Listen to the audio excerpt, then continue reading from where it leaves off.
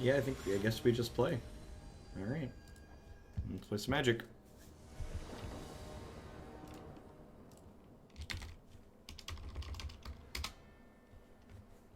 Our opponent's playing mono red. So that informs our mulliganing decisions. All of the deck lists are heads up today. So they've got 3 Blood Suns, notably, in the sideboard. 4 Frenzies and a Chandra in the main.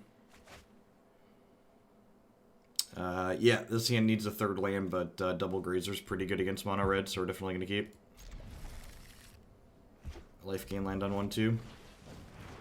Would love an untapped green source on 1 here, but any 3rd land will do in the first 2 draws. So Jungle Hollow here lets us go Grazer into Field of the Dead, Field of Ruin.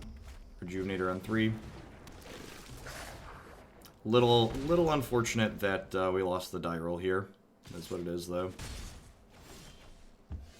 Okay.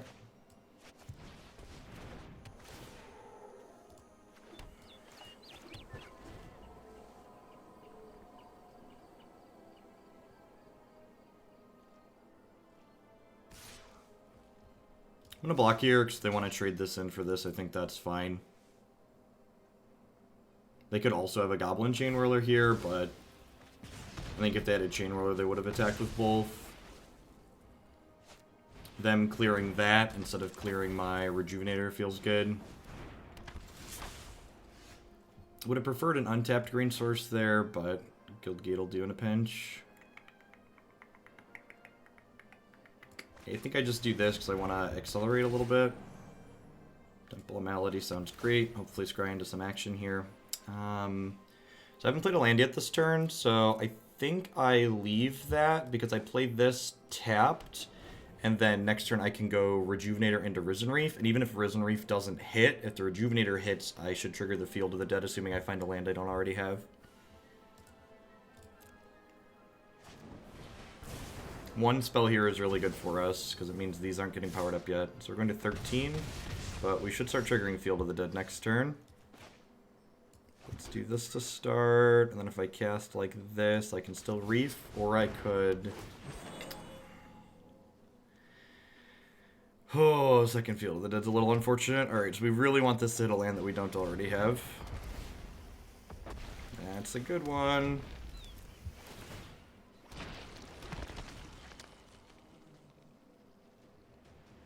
Stabilizing here at 13 is pretty good.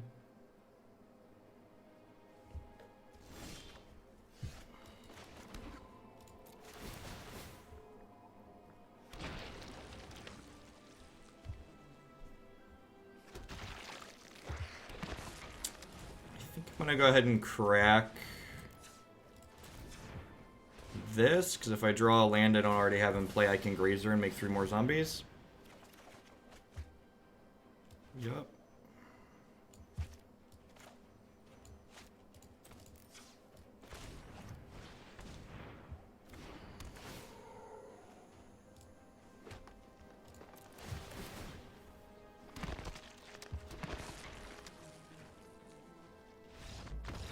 Alright, it's game 1.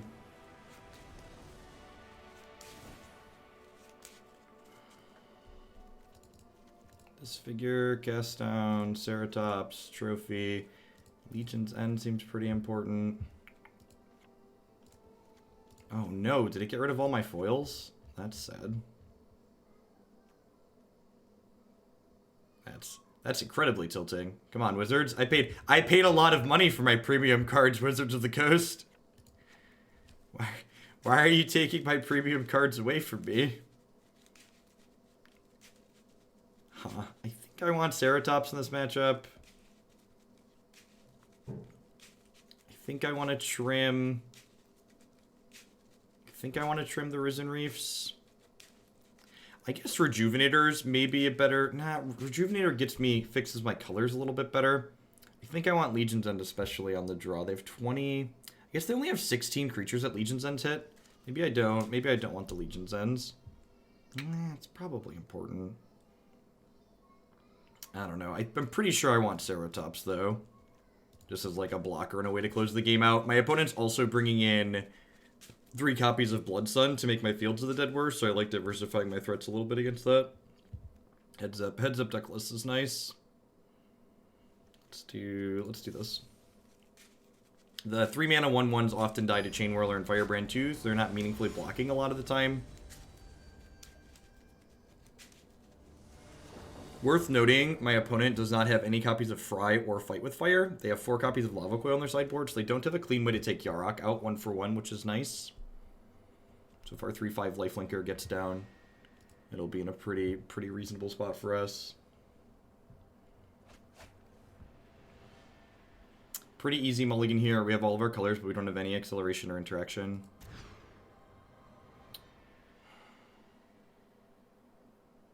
This hand's potentially a little bit suspect on the draw, but I think I'm supposed to keep it and bottom a Rejuvenator here.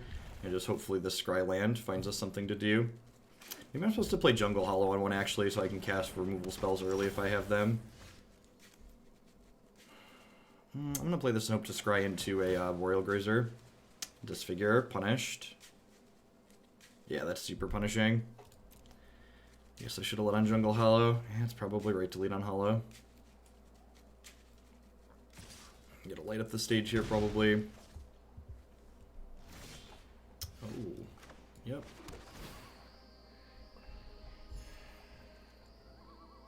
We have a Wizard's Lightning and end step here. Definitely wish I would have let on this. Opponent stumbled, so maybe we have a shot here. Especially with Yarok in our hand. Second land, yep. So I'd be +2 here if I had played the right thing. So let's do this and then this, I guess. If they go land Goblin Chain Whirler, it might be too little too late.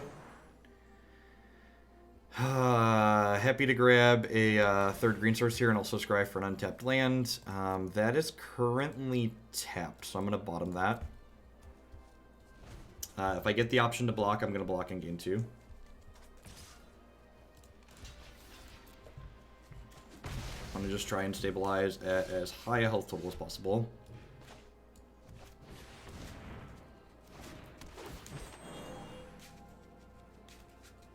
It's a land I don't have.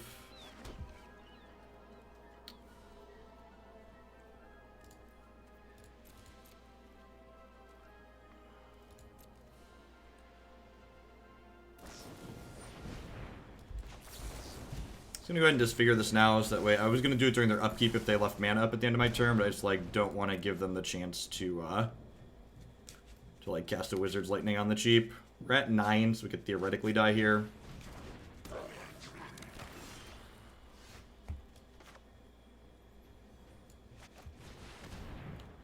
Yarok's really good because, like I said, we know that they don't have any 1-for-1 ways to deal with him. That being said, if they have Lava Coil plus Firebrand can team up to kill this. I'm gonna go and attack for 1 here. Want to start closing. If they, if their next turn is like Lava Coil plus this on Yarok, I could be dead here, right? Do they have Skewer in their deck?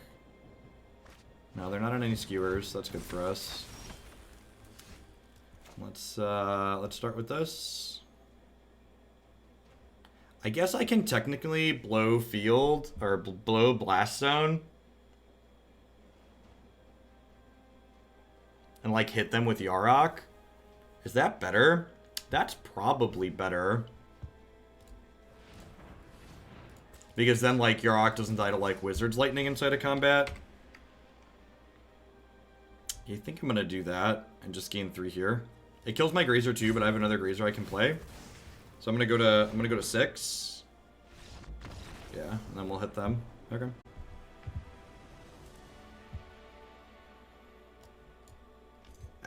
Great. This one might be a little bit of a challenge. They are playing a bit of a brew. Opponent is playing Grixis kind of mid-range aggro. They've got Knight of the Ebon Legion, Legion Warboss, Dreadhorde Butcher. This hand's probably pretty good. Just good in general. It's probably decent in the matchup. Definitely keeping. We have a lot of tapped lands, but tapped land into Grazer. And then Lets us guarantee our 3-drop on 3 with the Grazer on 2, which is nice. I'm leaving the Temple of Malady just in case we draw Disfigure and want to cast it. I think I'm actually going to bottom this and just want to dig for a... I think I want to just dig for 5 drops at this point, because like my turn 2 is going to be tapped land, Grazer, second tapped land, and then like I'm going to get Rejuvenator down, and then hopefully work our way into a 5 here.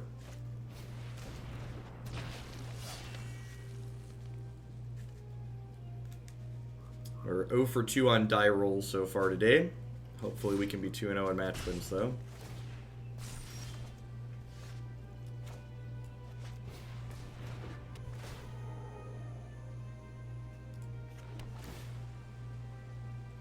Yarok sounds great. Drop this into play and pass on over.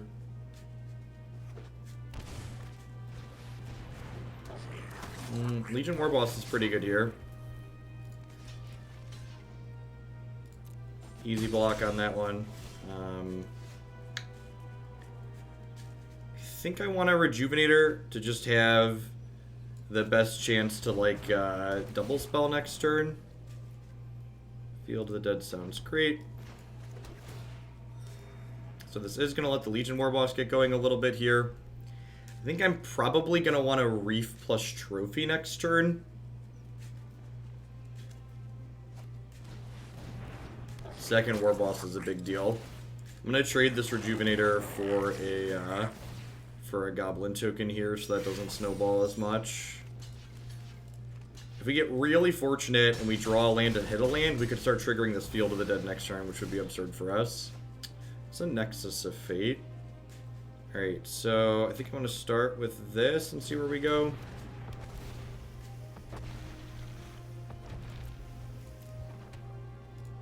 And I think the plan here is to just trophy a Warboss.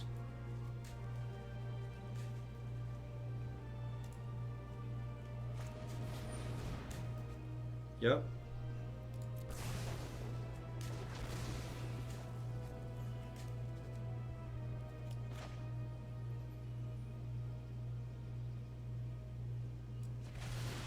I think I gotta do this. If I just take a hit here, I'm taking 1, 2, 3, 4, 5, 6, 7, 8, 9. And I'm going to, I think I'm just going to 6 here. And then I'm just like hoping to be able to Yarok and Trophy next turn, I think.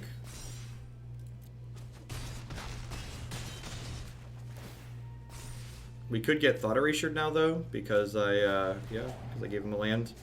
I assume we'll lose Yarok here.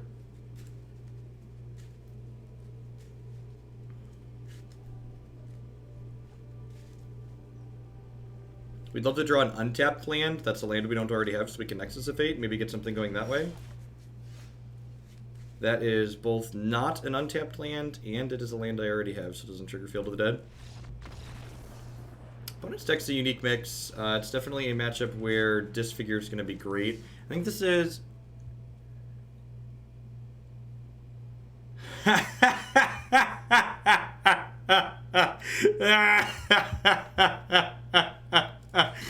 My opponent and I both did challenge match because we weren't paying attention, so there's no sideboarding. Alright,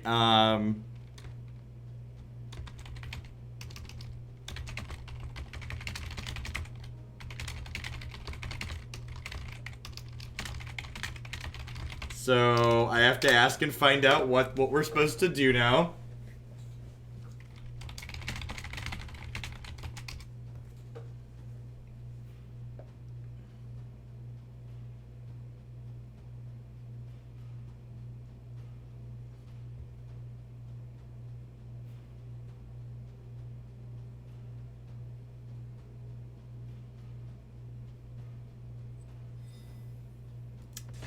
We were told to restart the match. All right.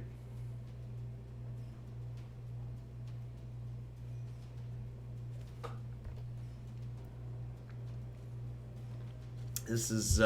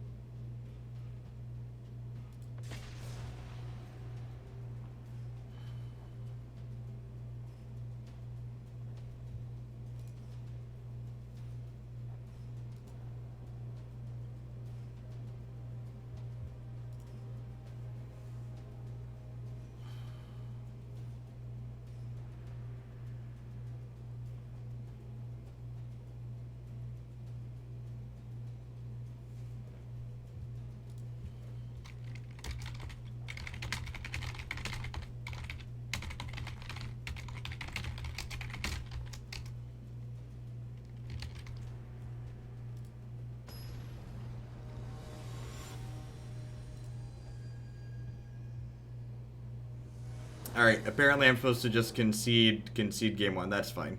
Alright. The proper fix is I concede game 1, I guess. Which sucks, because this hand is really good, right? And now I have to concede a hand that's like super reasonable.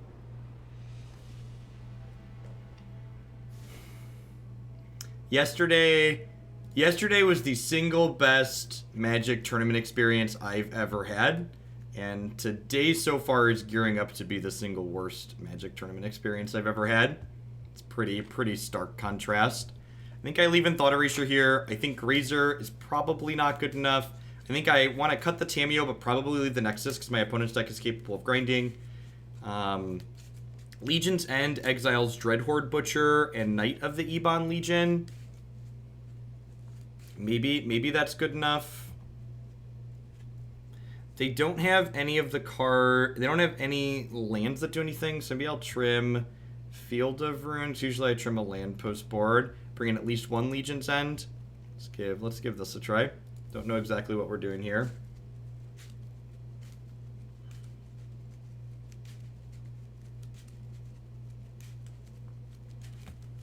It is what it is what it is. We're working with what we've got, chat. We're working with what we've got.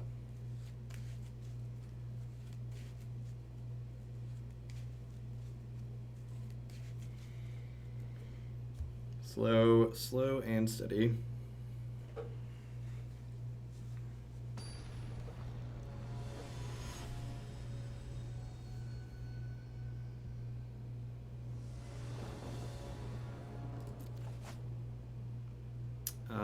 Yeah, it seems pretty good. Witch Figure. We go tapped land into tapped land, Witch Figure on 2 into Reef on 3.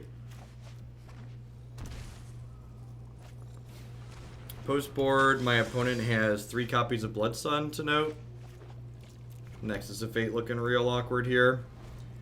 If they play a Dreadhorde Butcher here, the question is which one do I disfigure? Yeah, it's not a good scene for me. I think it's the Butcher. I think it's the Butcher.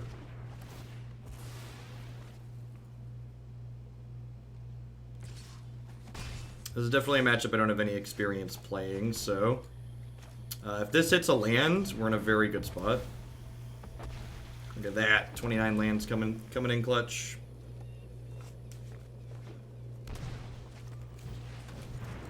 Sure.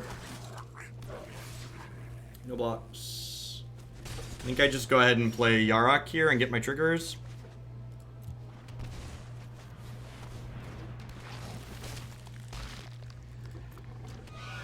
One Field of the Dead, please. I think I'm actually going to bottom that and just look for another land here. I would like a field. Alright. As you will.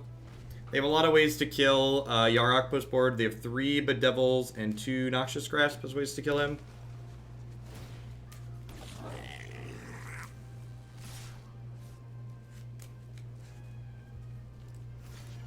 I don't think they have any copies of Lava Coils. Yes, this block is like... Oh, they have Enter the God Eternals. This turn is very good for me. Yeah, we get to do this now. I'm going to leave green black up when we cast this. Come on, Auto Tapper.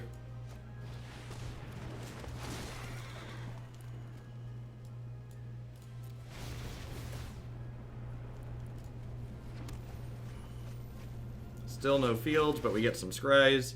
So this is happening before we get this other Cavalier trigger, so I'm basically bottoming things that aren't Field of the Dead here. Alright, this comes into play untapped off of this Cavalier of Thorns, so that's nice. So that leaves me a cast on up this turn.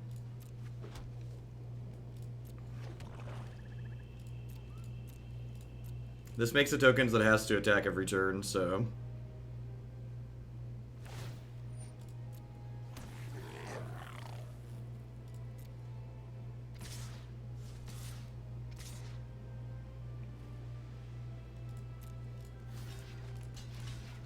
I'm gonna block like this, because if they pump this, I cast it down.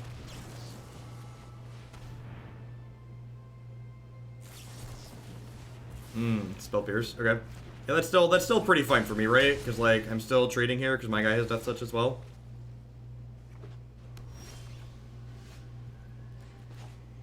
And I have a Memorial in play, actually. Let's just do that. Oh, I'd like this one back, please.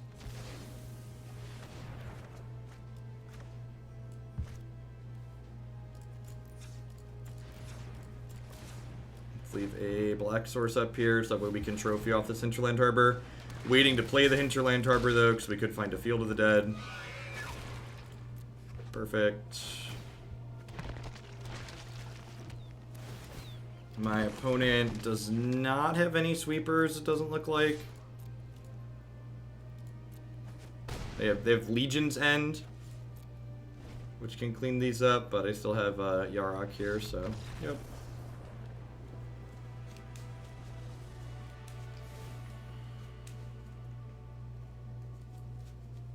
Alright, do I want more Legion's End on the draw?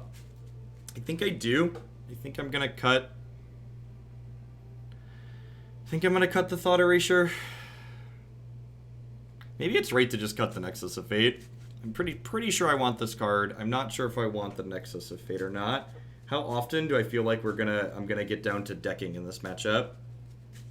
I feel like I probably shouldn't cut it. I'm not, and this is a thing where like, if our opponent's deck was like an established thing, or if I played against it more, I would know that detail.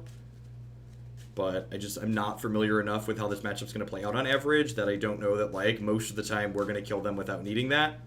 And I feel like leaving that one slot in there as a small hedge in the event that we, like, the only time Nexus really bites us is like that last game where like we drew it and it was too early to cast it. Like anytime we draw Nexus with 7 mana, like it's a pretty minimal downside.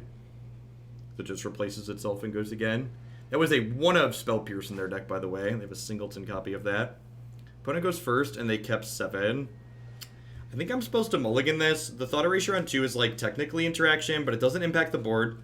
So like you can stop like a Legion War boss, but like if they have Dreadhorde Butcher on 2, I'm like kinda dead. And this hand has 5 lands in it, and it can't cast Cavalier of Thorns, so it doesn't have triple green. So I'm gonna try and mulligan here. This hand is not great, but I think it's a keep. I'm gonna bottom this Dismal Backwater. This hand like has the Thought Erasure on 2, but like also has a trophy. Hopefully they just don't have Dreadhorde Butcher. That would be ideal. Deal. I assume I'm going to lose my own Thought Erasure here. That's usually how these punching contests go.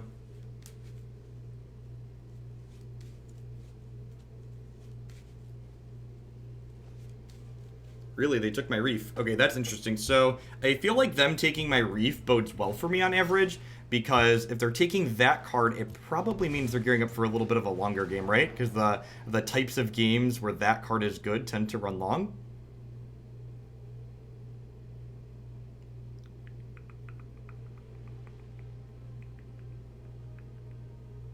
And yeah, I guess I just take a Blood Sun here, huh?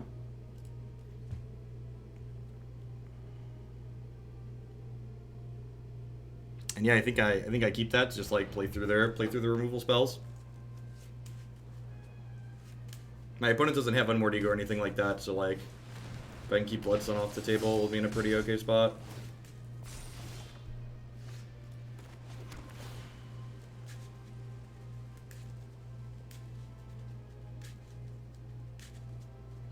So like I have a decision to make here. It's like, am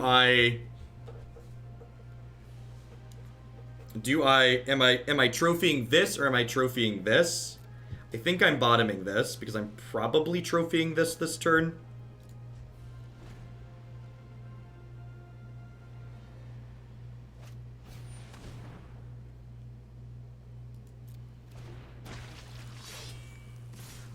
Yeah, I think I just have to do this. So I'm going to take 2, 3 here down to 15. We're looking for a Legion's End or a Disfigure or a Cast Down.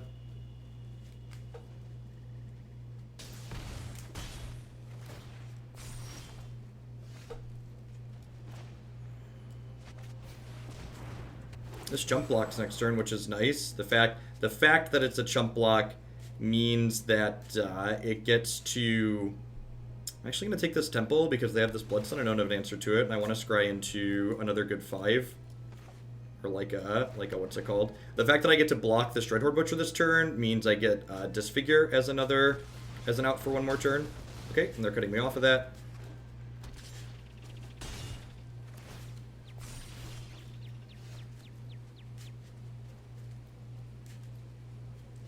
Alright, so I have Trophy in my bin, right? So yes, I'm gonna grab I'm gonna play this Cavalier of Thorns here. And I have plenty of colors at this point, so I'm gonna grab this Field of the Dead. I'm gonna go ahead and play this land. And then if they if they bedevil this and don't play Bloodstone this turn as well, I can potentially start triggering the Field of the Dead next turn.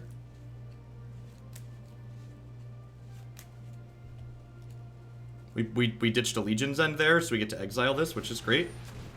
I notably don't have double black currently.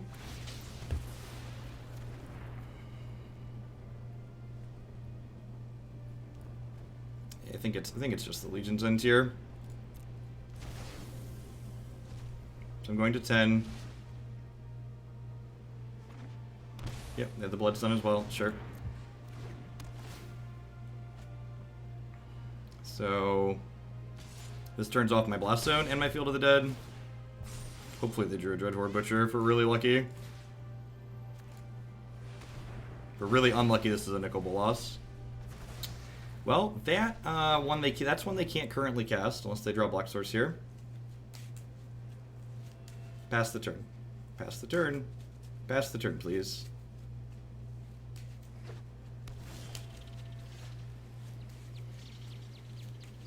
Huh?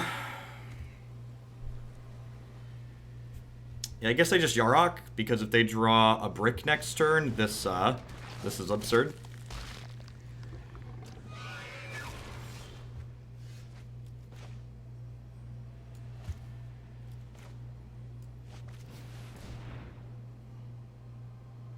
Any land tier lets me cast this, because it'll come into play untapped off of this, so just any land tier, please. So I'm going to decline putting this into play, because I haven't played a land for the turn.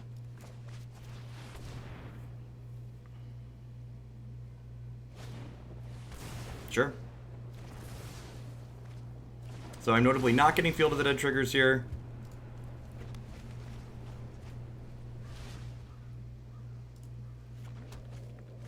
Memorial to Folly also does not notably do anything at the moment. I just have my creatures that are in play. If they draw a Black Source for the Nicol Bolas, we can still kill it, which is great.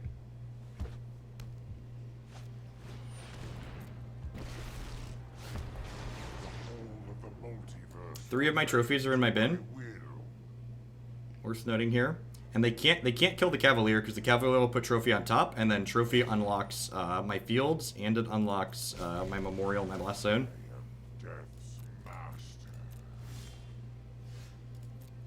I'm going to hold on to this Forest in my hand because it doesn't currently do anything for me. Notably, my opponent, what's the word that I'm searching for? They don't have any ways to exile my Cavalier in their 75. It doesn't look like. So if they kill this, I get to put Trophy on top, and then that gets me a whole lot going on here. Start by attacking here.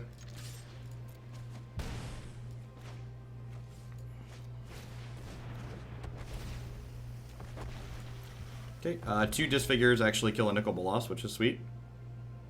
So it kills a lot of their smaller stuff.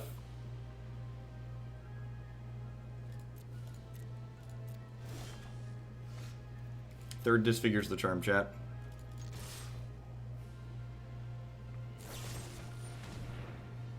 Yep, he's dead. But like this just opens up an entire can of worms for them here because I get to get this Assassin's Trophy back, which lets me kill this Blood Sun, which then unlocks my Memorial and my Field of the Dead, which is pretty good, pretty important for me.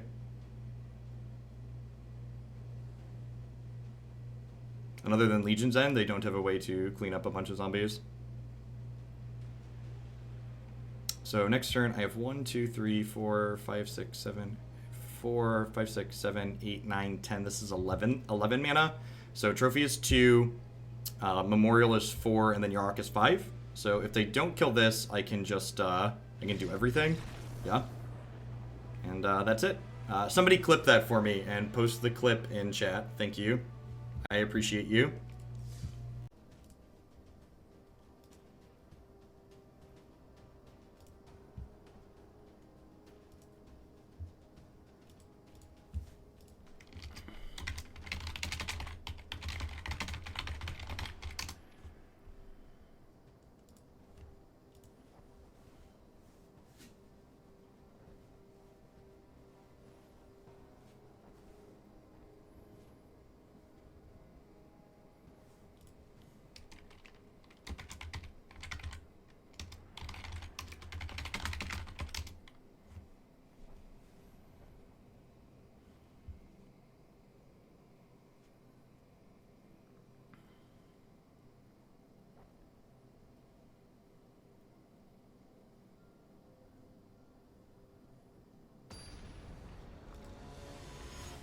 Alright, Bantscape Shift, let's go.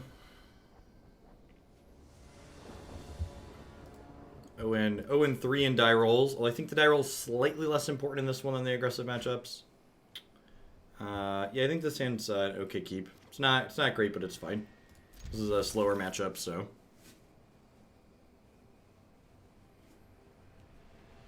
Opponent went 6.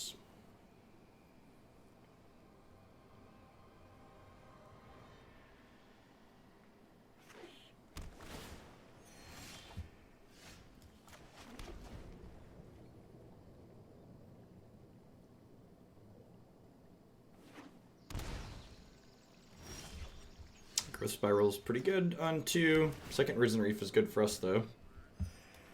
Getting 2 of those going is nice. They could, if they have a fast start, we are going to be in a little bit of trouble game 1. They could just, like, have the Spiral into Root into turn 4 or 5 Scape Shift.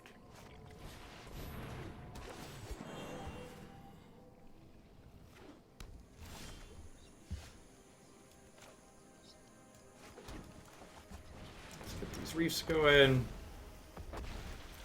I would love to ramp up.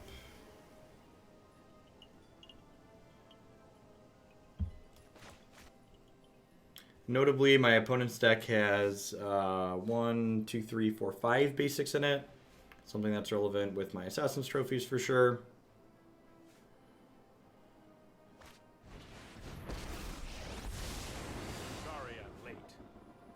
I would love another Reef Trigger, thank you. Let's try this. And they're just trying to slow me down. One of the things their deck likes to do is end step Scape Shift you. So we could be getting end step Scape Shifted next turn. I think I'm actually just gonna Cavalier this turn for the sake of mana efficiency. I'm gonna do this, just looking for like Fields and Yaroks at this point. Thought Erasure would have been pretty good too. Yeah, Field sounds great. I'm gonna just start making a bunch of zombies of my own here. I'm gonna like drop this field and then go like Reef, hopefully make some friends. Trust me, I have a plan.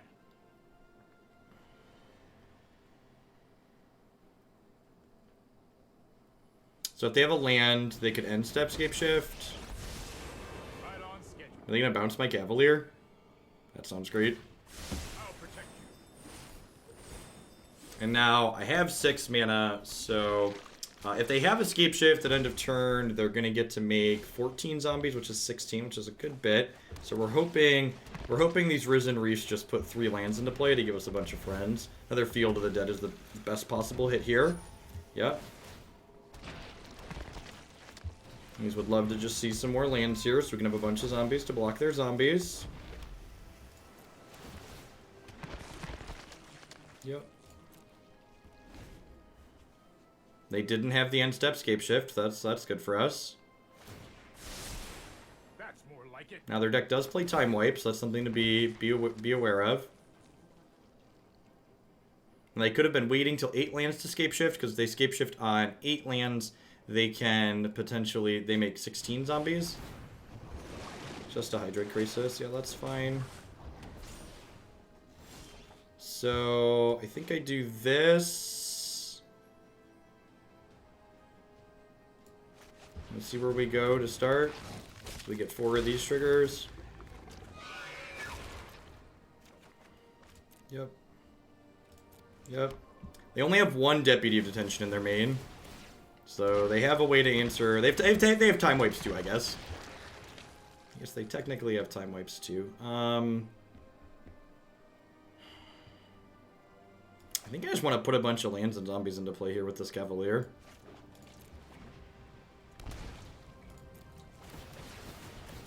The double Cavalier trigger gets me pretty close to starting to loop Nexus of Fate, which is one of our better ways to better things to have happen game 1.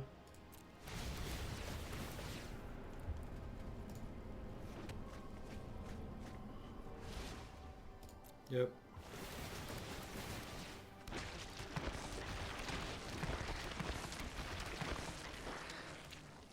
Yep.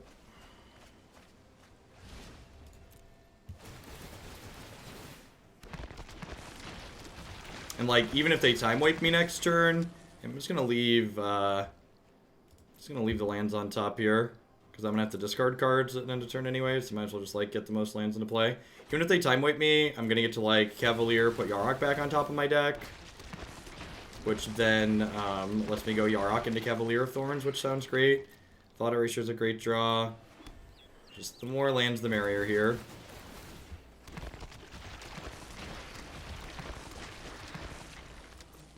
Only have to discard 1 card to hand size here is pretty great.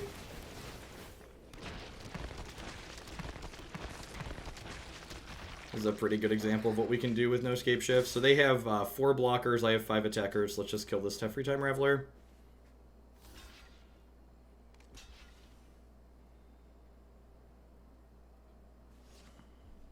I'm down to 20 cards in my deck. I'm going to discard this Thornwood Falls, I believe, because I already have 4, 5, 6, 7 green sources. Suppose that's how it was meant to happen.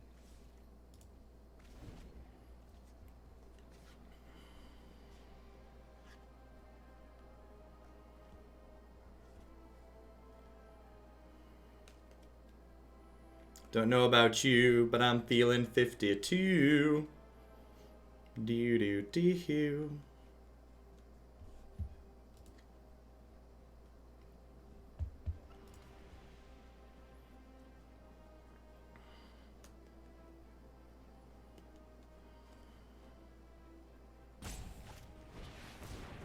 Growth Spiral's good for us. It means they don't have a thing just yet. If they had a thing, they'd be starting on it, because they'd want to make their Field of the Dead Zombie after they time wipe. We have this Thought Erasure, and we can Tamiyo back the Thought Erasure, so...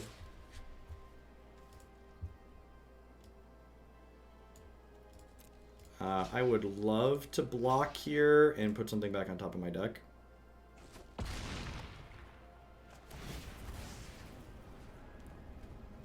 And put a Risen Reef on top.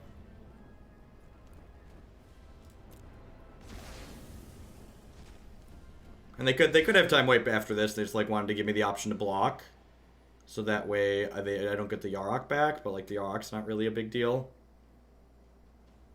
So like, yeah, there's the time wipe, sure. So I'm gonna pick their Krasis back up.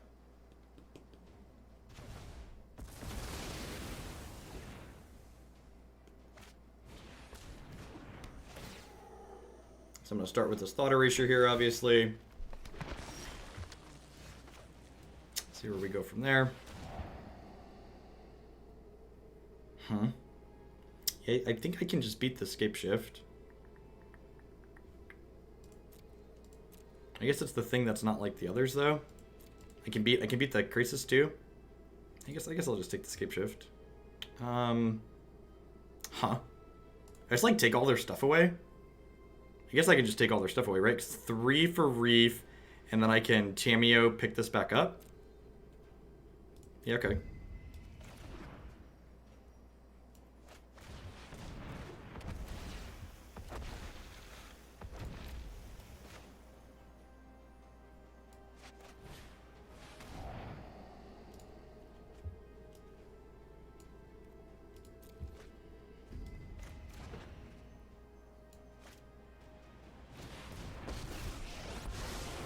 I would like to test the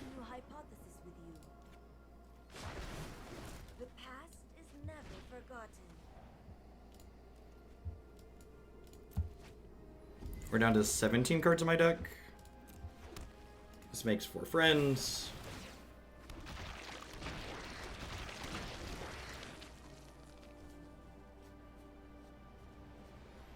Probably see them start by cracking that.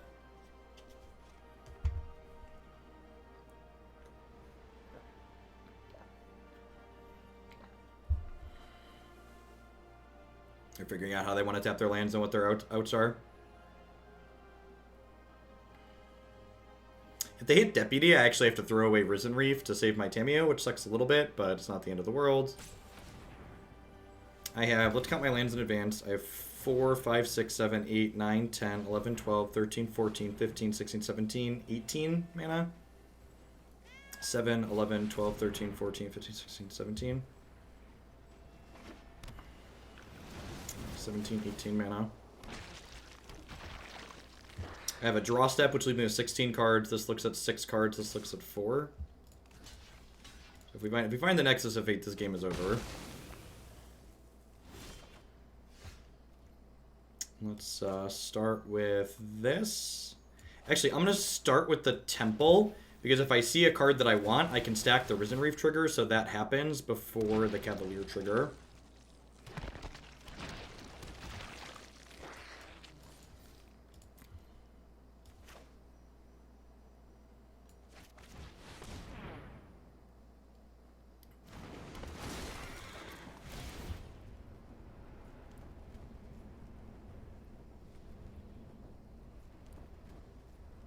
Gonna grab an untapped land here, because a lot of mana this turn could be very good.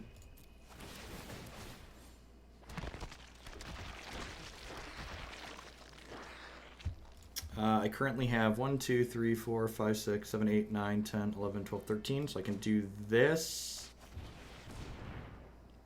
I have 10 mana remaining. This gives me 2 looks.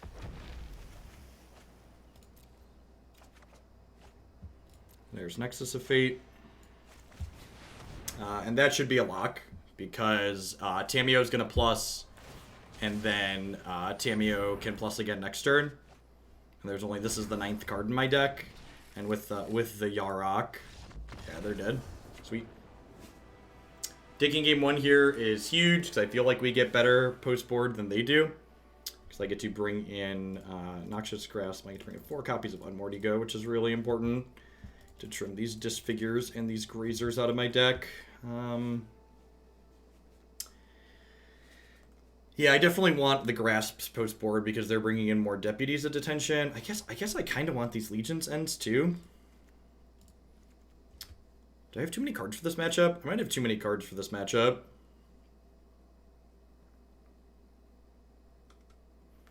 Maybe I don't have room for the Noxious Grasps. Yeah, the Grasps are probably worse than the Legion's End, and then I can cut 1 land. Blaststone tends to be pretty mediocre here. Should I cut one of the colorless lands? That seems fine. I like that. Yeah, I think I like that.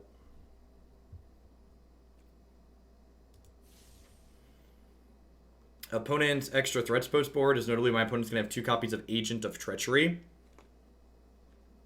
They also have 1 Veto and 2 Veil of Summer. So Agent of Treachery is one of the other big ones. So my Unmoored Ego priority is probably Field of the Dead, followed by Agent of Treachery, followed by Hydroid Crisis. Once I get rid of those 3, they don't really have efficient ways to win the game anymore. But Field of the Dead is definitely the #1 choice. If they get to a position where they have multiple fields in play already, and I draw the Ego, it's probably right to take the Scape Shifts first. But assuming like I'm playing it on 3 and they have no fields in play, we definitely take their Field of the Deads out of their deck.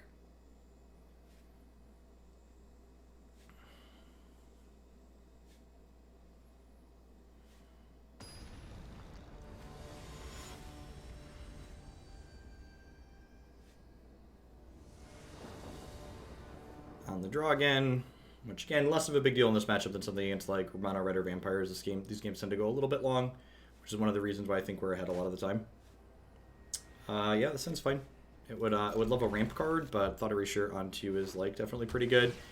Thought Erasure on 2 gives us an extra chance to find a 3-drop like Risen Reef. Perfect. So we'll go Shocked Breeding Pool, Erasure you into Risen Reef. Alright, so my opponent had to manually pass there. So that means they either have a Veil of Summer, or they have an Arboreal Grazer they just didn't play. So I'm actually not going to Thought Erasure them here because the client gave me a little bit of information.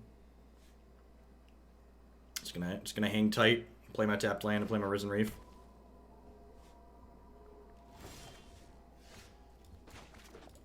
One of the little things you can kind of pick up on if you're paying attention in Digital Magic. I'd love to hit a land here so we can Yarok next turn. Perfect. Extra Thought Erasure. I think this is gonna come in handy at some point. Like I know we're pretty confident they have the Veil of Summer, but like at some point we'll like play it to punch through the Veil, and then like play another one. Which seems reasonable. They notably don't have white mana at the moment.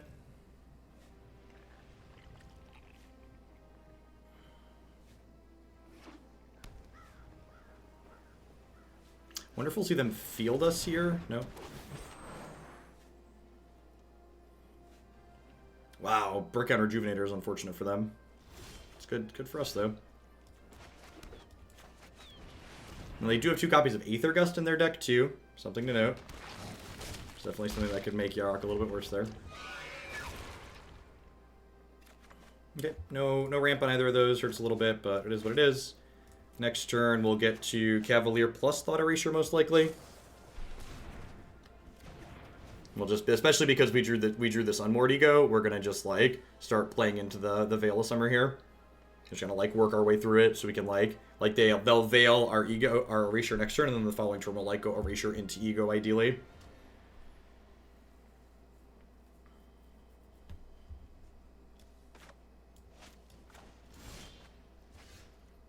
It's a pretty decent draw. So I'm gonna go ahead and play this Arc out. And then we'll play this, leaving blue-black up here. So if this finds any untapped blue or black land, we get to Erasure them. This could be Aether Gust if they have it. We might also see them Field of Ruin us in response here. Yeah, that's Aether Gust. Definitely want to draw that one next turn. Do they have anything that punishes an attack here? They have Baffling End. I don't think there's anything in their 75 that punishes an attack here, so I'm going to go ahead and get my hit in for 3 and gain some life. Gaining little bits of life can be valuable in some of these matchups. I bet we'll see them Field of Ruin this Cavalier away here. Yeah, this is a good play on their part. It gets rid of my Field of the Dead, and it shuffles my key card away. I have plenty of colors of every type here, right? So I'm just going to grab a forest, I guess. I guess maybe grabbing a land that casts one of these 3 is probably better. It really matters. I guess if I would have grabbed a blue or black source there, I could have gone Erasure Ego next turn. Oh, that's interesting. How many of those do they have? They have 2 of them. Makes a lot of sense. I'm known for my excellent timing. Keep up the pace. So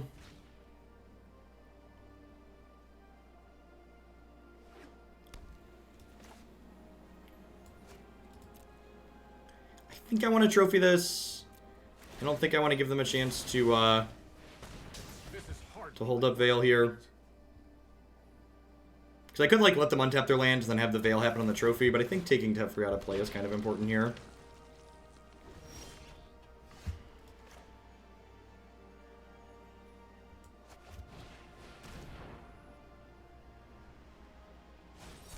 So there's the Veil of Summer that they're representing on the first turn.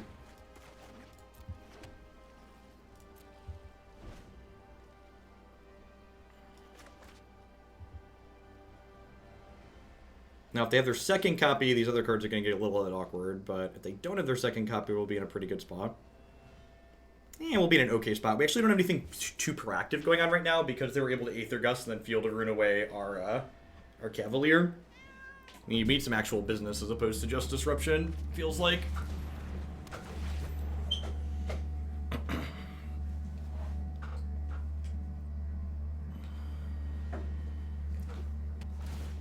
Able to take our Field of the Dead away here too. So they're generating some zomboys and girls. Yep. Alright, sweet. We have the Legion's End here. And they know we only have 2 copies. They're just like making us have this basically. Which I am okay with.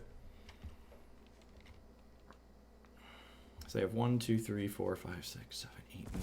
So I'm probably getting to a point where we don't want to ego their Fields of the Dead anymore, and we probably want to ego like their Agent of Treacheries or their Hydroid Crisis, depending on how we're feeling here.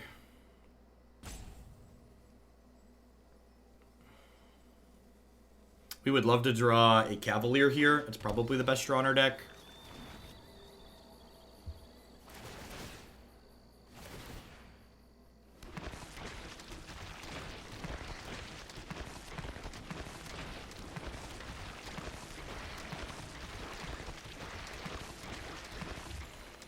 They have 1, 2, 3, 4, 5, 6, 7, 8, 9. And they discarded 1, 2, 3, 4, 5, 6, 7.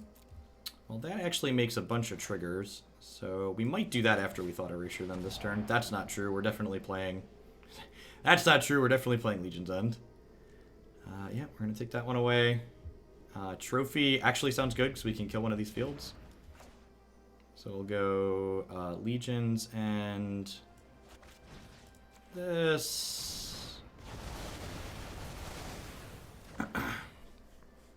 And then... Do I want to Ego or do I want to Thought Erasure? I probably want to Thought Erasure, even though I'm leaving the same card on top again here. Because if they... Because that generates 6 zombies, basically, right? Is the TLDR. Oh, I should have attacked, right? That was a free roll.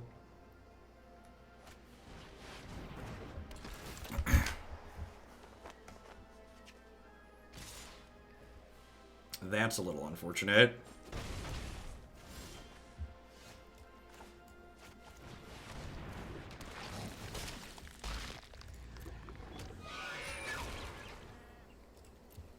Alright, so we're going to upkeep, trophy this. So that way the zombies that get made can't attack this turn.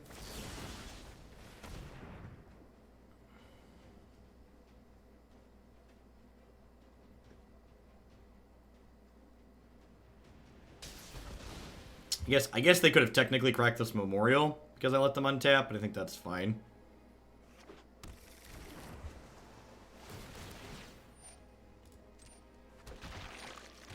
So they get 3 draws this turn. They get a draw step plus their Memorial land. My double Rejuvenator trigger next turn is going to be pretty good, though. They had a Hydroid Crisis. They have 4, 5, 6, 7, 8, 9, 10 mana. Crisis would be for 8 here. Hopefully we see them crack this. That's ideal. Yeah.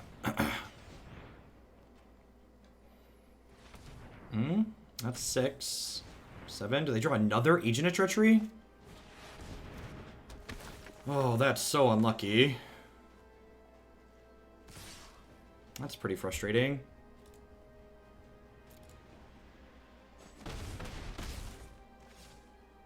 It's like running best draws there.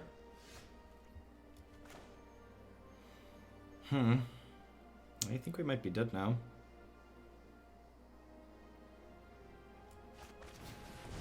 Let's start with this.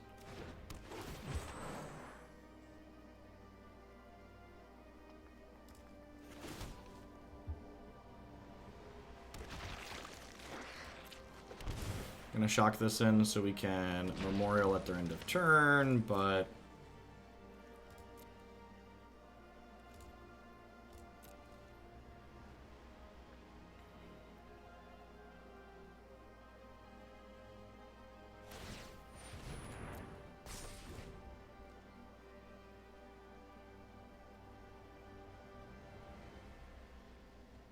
I assume we're going to see the whole squad come in here.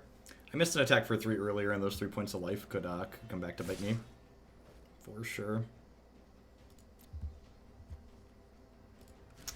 I don't think I can afford to triple block this. If I triple block this, I take 2, 4, 6, 8, 10, 11, 12. Whereas here I'm taking 7, 8, 9. I think I do this.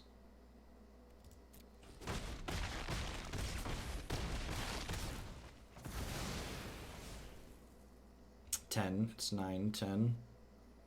I guess it's only 3 different. Maybe I should have just triple blocked this.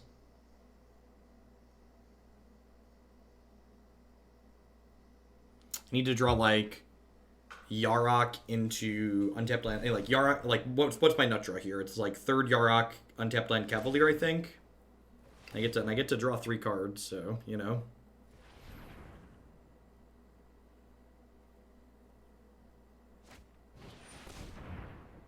Yep. Guess I should have traded for this. They probably should have done this pre-combat.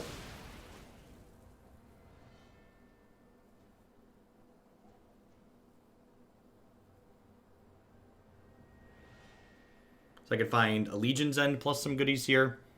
A lot of my cards are redraws with this Risen Reef in place, so that's nice. I sacked 4 lands, they're going to get a bunch of zombies here. It's fine. If we end up losing this one, we get one more game on the play.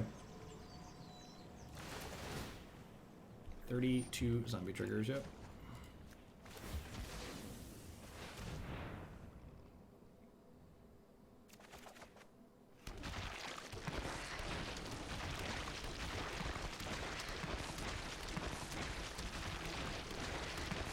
Yarok into Fields into Rejuvenator could maybe let us get back into.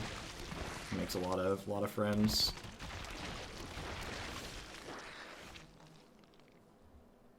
It's not gonna do it. Need a Legion's End here. Yep. Yeah, the running Agent of Treachery is off the top there. Pretty good. I think I'm happy with how I sideboarded. Yeah, I'm gonna go and run it back.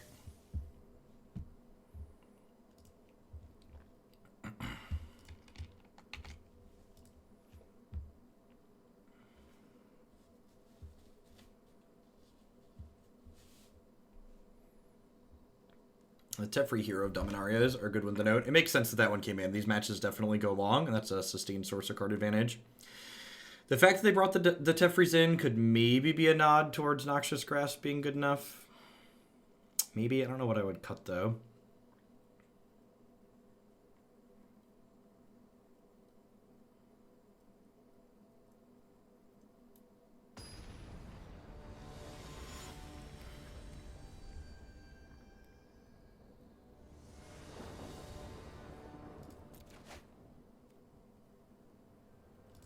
Yeah, sounds pretty good. A little bit of disruption, a little bit of ramp. We'd love an untapped land in our first 2 draws, so that way we can go Thought Erasure into Rejuvenator. And we have a Surveil from Thought Erasure that can hopefully help with that, so... When it went to 6. I feel like both of our decks have a pretty wide range of keepable hands.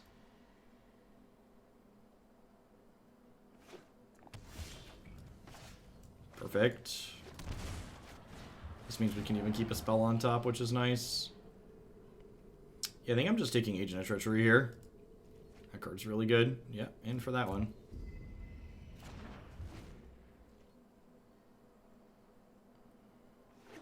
Yeah, getting their field of the dead down here is really smart on their part, because it... What's it called? It makes it so I can't unmorty good it. I'm going to grab Temple of Mystery here and hopefully scry into an untapped land to play Yarok next turn.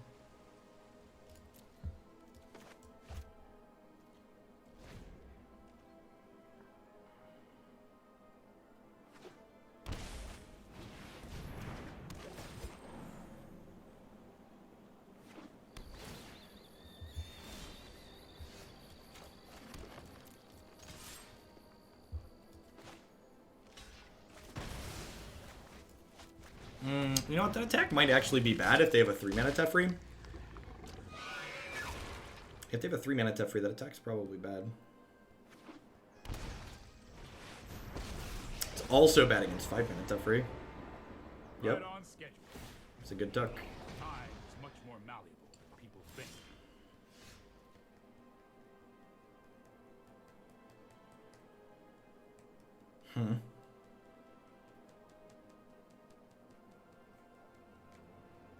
So if I Rejuvenate or I lose my Yarok. I think I'm supposed to, though, because if I find a Field of the Dead, I can start making zombies this turn. It's really unfortunate. It was like 5 good cards. Alright, that's a good one to have on top as well. Not having a field in our first however many cards is definitely going to hurt us this game.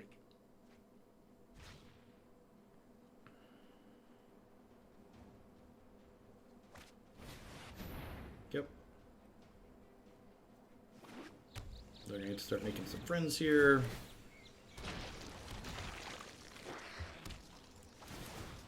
I don't have anything very good in my graveyard yet either, so hopefully this dumps something meaningful into there. Looking to fade Aether Gust here. There's a field.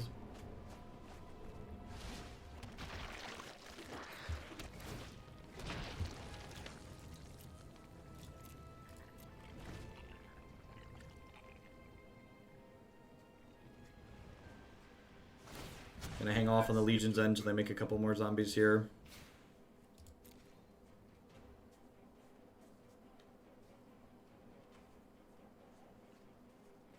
Hopefully this Legion's End allows us to take the Teferi off the table this turn.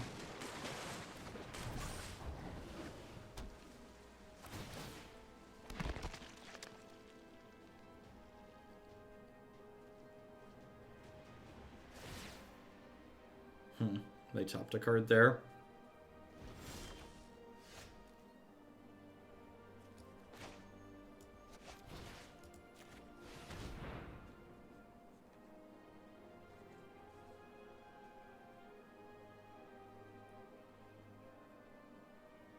If they have a veto or a veil, they can protect Teferi here.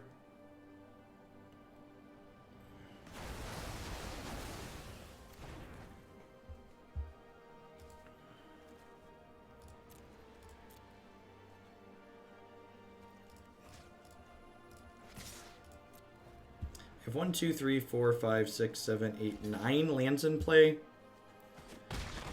So holding on to Yarok gets punished if I draw another 5-drop. But I think I want to hold on to it. Oh, I get to know their hand here, actually. We forgot Legion's End does that. So they chose not to Veil of Summer me.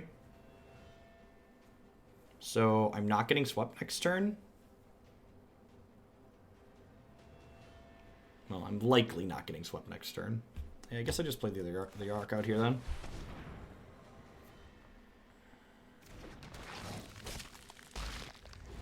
They're going to get to make a bunch of friends here. I have some reasonable... Wow, that's an absurd draw. So that lets them end step to Scape Shift now. I've got time. All right, we need something good here. Oof, it's been a rough set. Double agents last game was tough.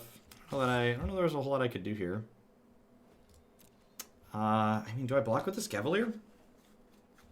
If I block with the Cavalier, I can double Rejuvenator.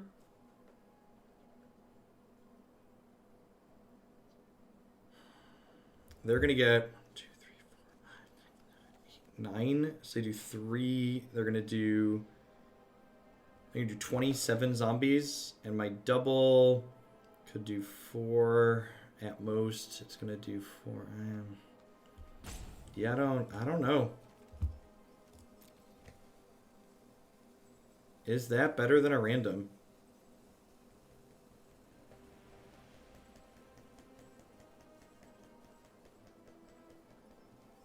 Yeah, it probably is.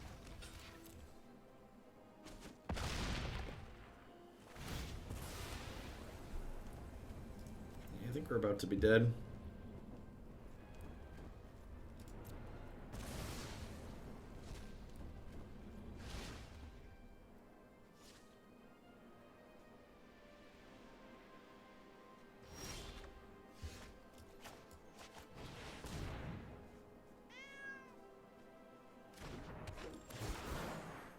Even if this hits field, we're still kind of far behind.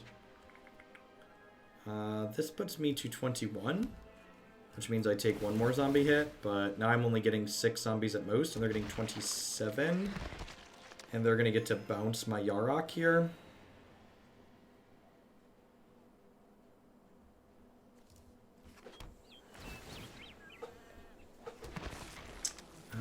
So I can block 7 things.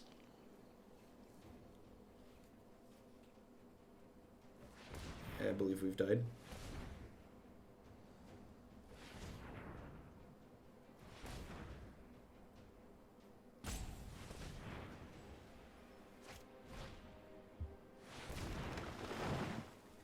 We're taking 6 in the air too.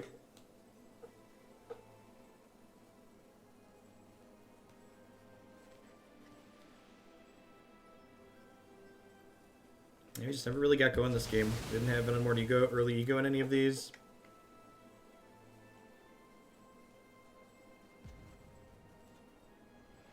I believe they're going to get 2 times 8 here. Are they only getting 16? If they don't sack this, I think they're only getting 16, right?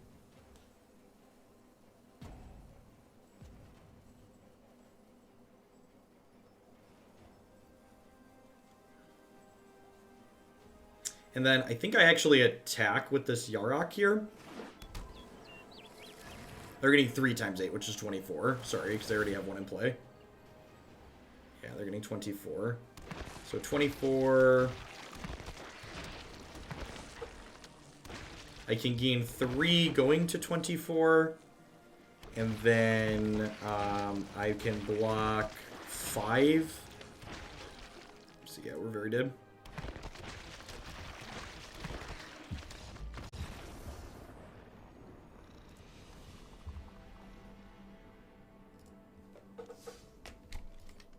We are playing against vampires with triple Legion's End in the main and some more Legion's End in the sideboard. And notably, they have four copies of Noxious Grasp postboard. This is a good one to note. Zero Sanctum Seekers in the main deck is interesting.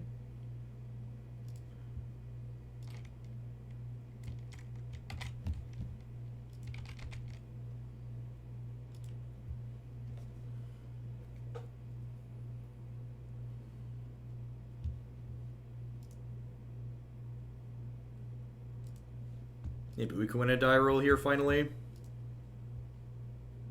Sweet. Getting our die roll win against the aggro deck's a big deal.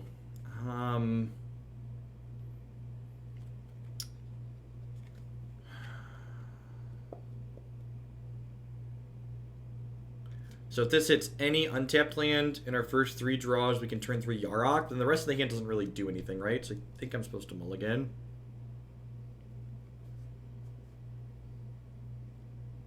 This hand seems fine. I'm going to bottom this Memorial to Genius, I think. We'll go Thornwood Falls on 1, untapped Overgrown Tomb, Thought Erasure on 2. This hand would not be good enough on the draw. Hopefully it's good enough on the play. Not a 2 power 1 drop is ideal for us.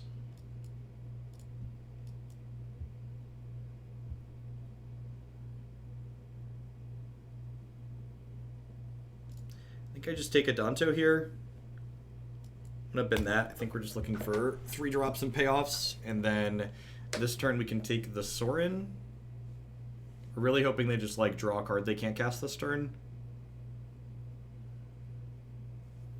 We just want to survive to get to the late game. So we have to go Field plus Erasure this turn. Sure, this is a card that they can cast, but it doesn't add a lot of power to the table, so that's nice. Trophy's a decent pickup. I think I just take the Sorin here and leave them this card. They don't have double black to cast. They're pretty likely to hit the second black to cast this, but I think I want to just like keep as much pressure off the table as possible here.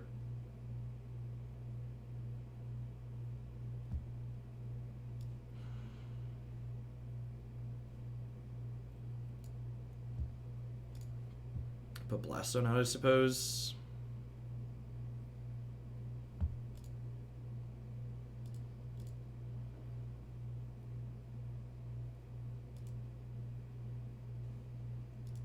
I think I'm gonna go ahead and just blow this up.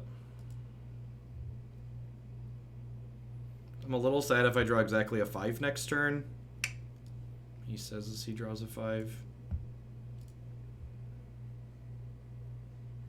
Let's find out if they hit a black source here. They did not. That's really good for us.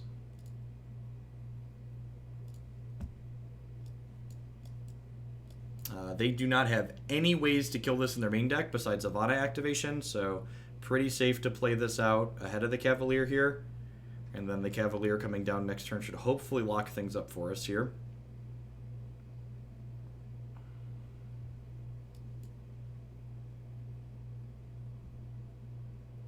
Looking for lands that we don't already have copies of, so I'm going to grab a Temple of Mystery here and get Scry 2. We'll bottom any things that aren't lands that we don't already have. So we get 7 looks and a way to trigger this Field of the Dead.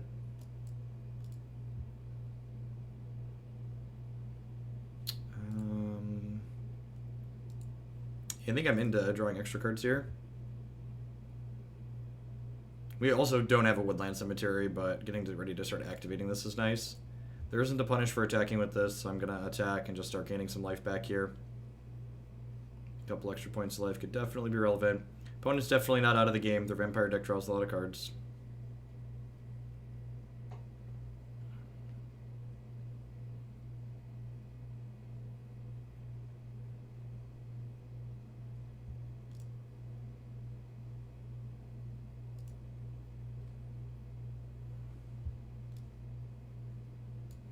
I don't think I want to hold up Assassin's Trophy this turn. I'd rather just do this and pass. They do have 3 copies of Legions in the main, so like these are not guaranteed to stick around. They've got a grip full of cards, but we're drawing 2 cards a turn, so we've got that going for us. They have another Champion of the Dusk here. They get to really gas up. I have a Field of Ruin to kill that, so not super worried about it. Yeah, Knight's not a big deal either. A number of good cards in my bin. Yeah, we actually milled over a Cavalier earlier, which is great because it means that this is actually a great draw.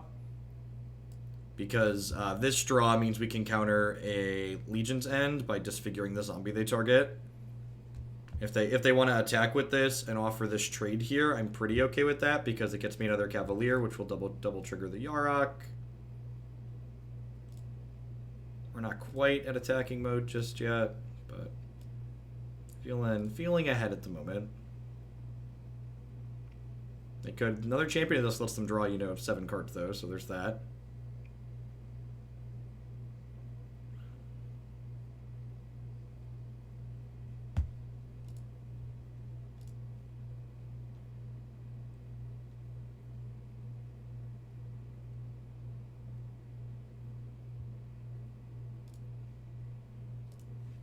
Sure. These both have reach, so that doesn't really matter.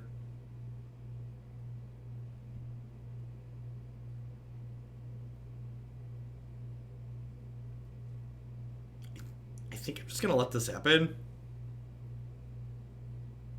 I think we rebuild fast enough that that's like not a big deal.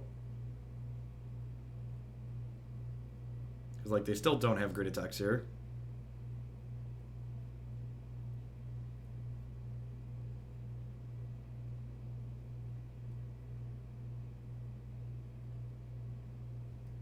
Yeah, they're like realizing that the Cavalier of Thorns makes their attacks not great.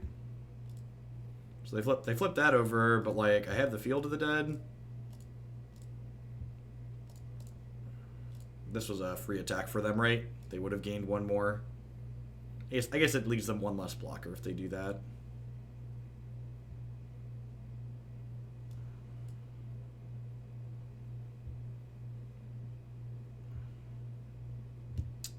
Just gonna go ahead and pass for the turn, I think.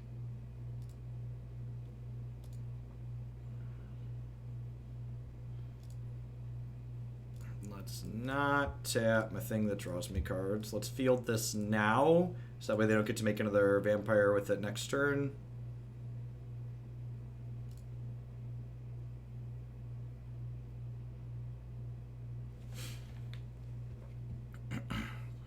This waiting game means we're favored, especially when we have this arc in play. We're at 18 here, so we're not like in danger of getting burned out by like a top deck Sorin while we play the waiting game.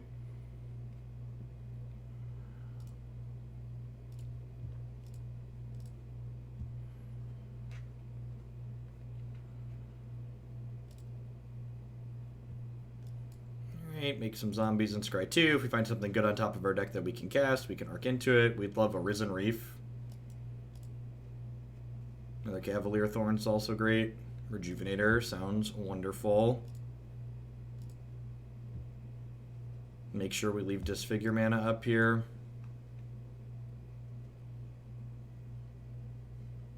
This gives us a lot of chances to find that. Second Field of the Dead. Bottomed a lot of good cards there, but probably doesn't matter at this point. We have a Disfigure to counter a Legion's End next turn, so this should be over on our next turn.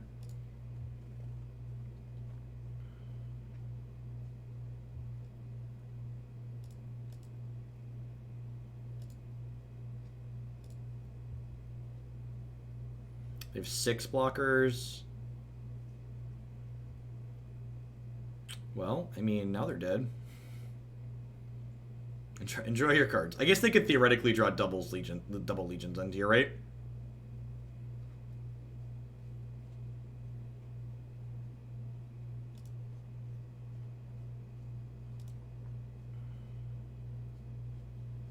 So they're effectively at 12 with these blockers.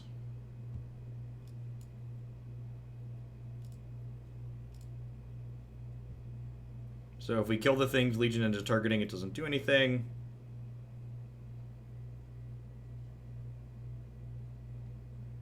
If they have another one, we might be in trouble. They have their third copy. They do play 3 in the main.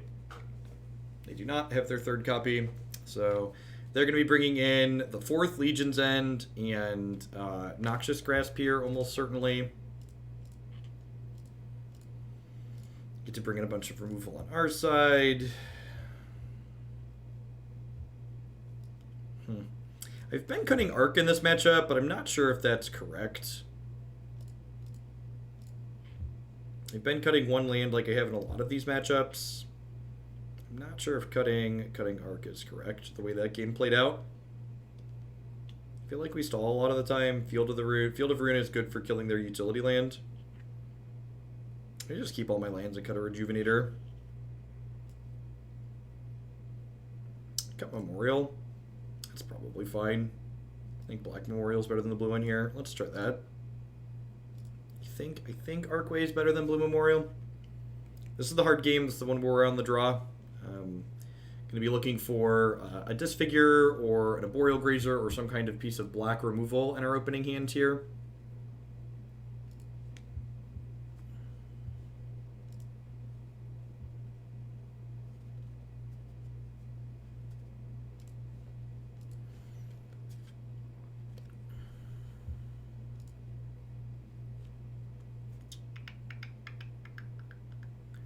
Bum ba dum ba dum ba da da da da. Bum ba dum bum bum ba dum bum bum ba dum bum bum.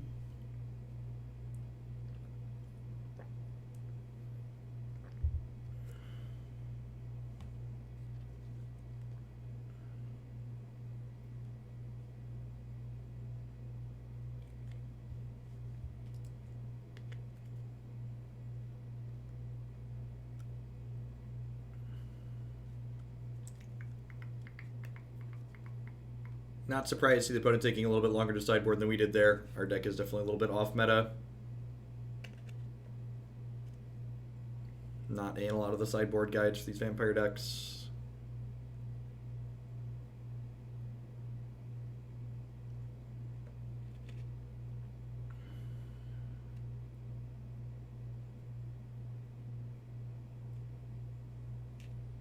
Yeah, this seems super reasonable.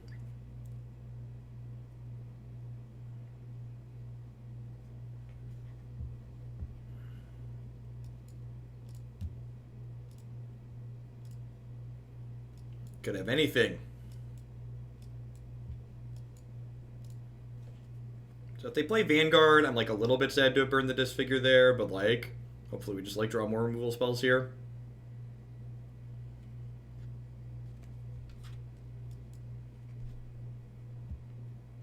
Huh?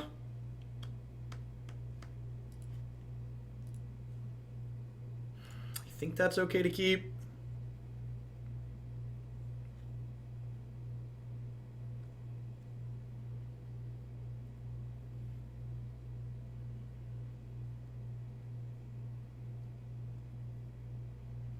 Maybe that's wrong to keep there.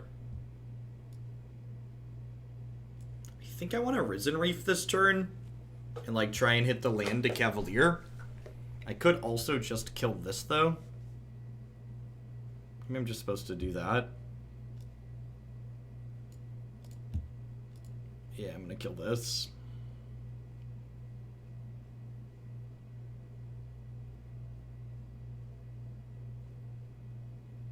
Sweet, we got the extra Sorin plus out of them.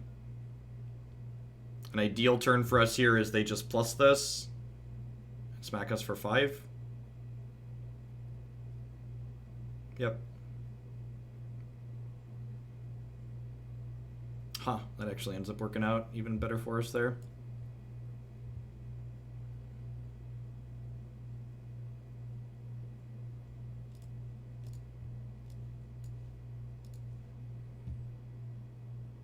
So now the question becomes, do I want to trade this next turn?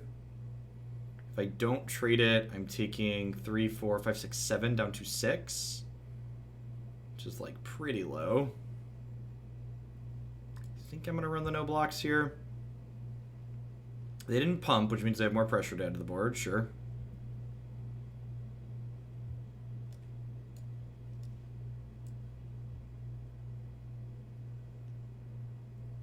Cavalier first in case we hit a Scryland. Field of the Dead, yep. Now if Reef hits a land we don't already have, we get a thing. I hit a Witch Figure, that's pretty good. We've got Yarok in here. So next turn I can go Yarok into...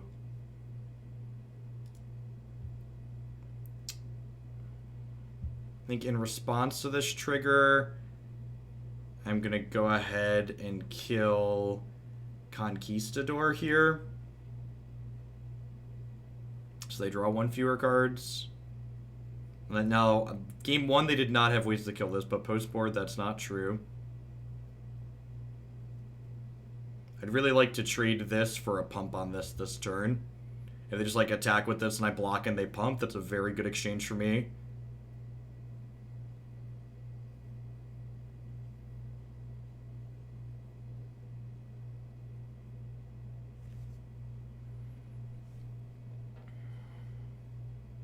They Noxious, I still get back Yarok, but then I might have to throw away my Risen Reef, which I probably throw away the Risen Reef to keep my health total high at that point.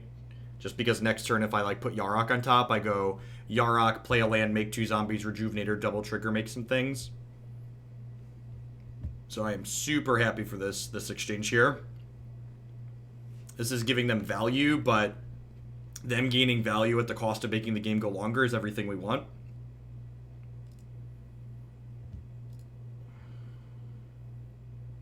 Because even if they kill this Yarok right away, it still gets double Risen Reef triggers here. Yeah, this is really good for us. Let's leave blue mana up when we cast this. Black. Just in case. If I draw a Risen Reef, I would like to cast it this turn rather than the Rejuvenator, I think. Alright. So the Yaroks like feel like bad hits, but at the same time, I think they're pretty likely to kill this. And I think having extras that I can like trade this aggressively seems good. And now we're up to a bunch of lands in play, so we can Yarok plus Cavalier next turn. Would not be surprised to get Legion's End here, is something that I need to think about. So we're a little bit less stable than this board implies, because they're on 4 Legion's End post sideboard. If they don't have Legion's End, we're in an absurd spot. If they have Legion's End plus Noxious Grasp, we're probably dead. So if they also have a way to deal with one of these here, we're going to be in a lot of trouble. I also hit a Blast Zone last turn, for those that didn't see that, so we got that going for us. I like this line from the opponent. They're just like trying to kill me. I think that's a good line on their part. 1,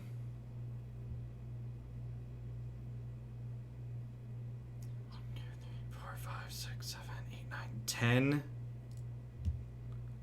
Only played 1 life gain land. So this needs 3 zombies to hit it. So I think rather than Blaststoning this turn, I'm actually going to Yarok plus Cavalier. Because I feel like the way I lose this game is getting double burned out. So I want to give myself the best possible chance to hit a life gain land this turn. So that way I can avoid getting burned out.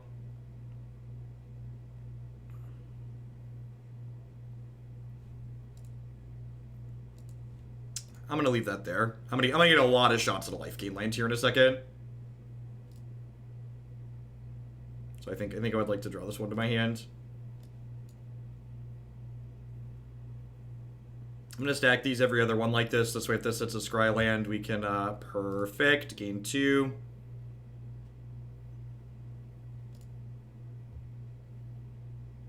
And now my board is kind of going wide enough here that even if they Legions end me, like I have enough non zombie threats that like that's not a big deal. Okay, so combat. Send these here.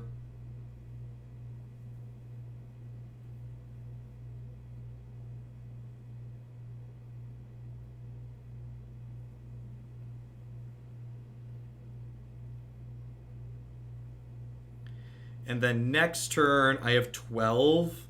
Yeah, I'm going to go ahead and make 4 more here. This gives me 16 zombies, and they're currently blocking 3 and are at a virtual 26, so they should be dead on board.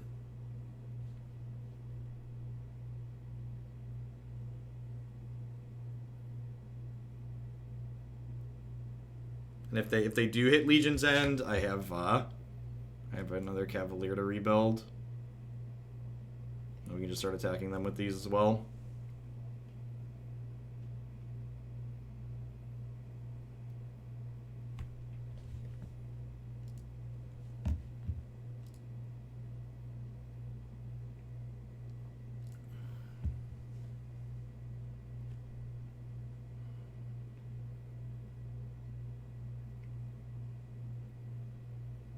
And, like, this is killing these 2 next turn, so I'm just going to even start attacking with my Cavaliers here, too.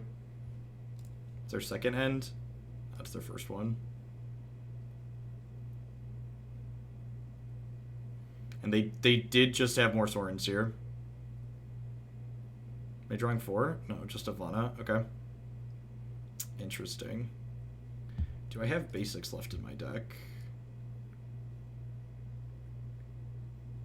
There is a basic island in my deck. Alright, so this makes a lot of things.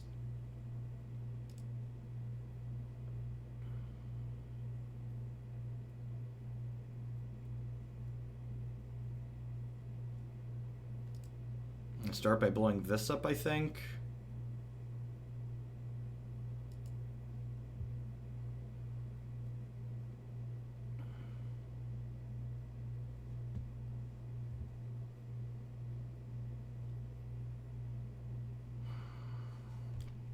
So if I think I'm supposed to field first because otherwise, if I don't field first here, this Cavalier is pretty likely to go over my last basic.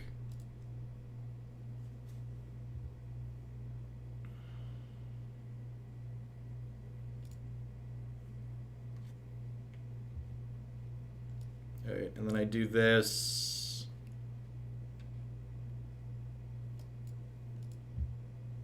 This is going through 12 cards. And then notably, I board out my Nexus in the aggro matchups, which maybe I shouldn't. I don't know.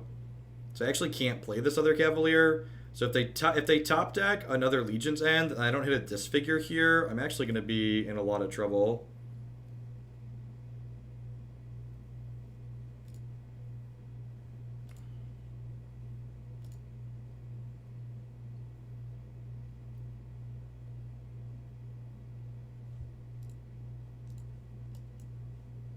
Is there a Disfigure in my deck still?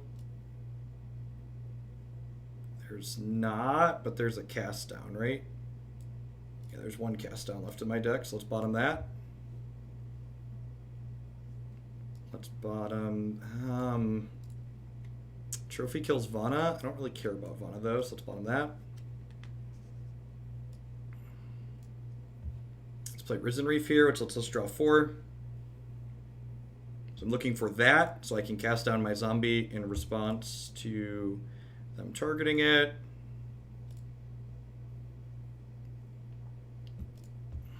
All right, I think that should do it. I think the cast down locks this up.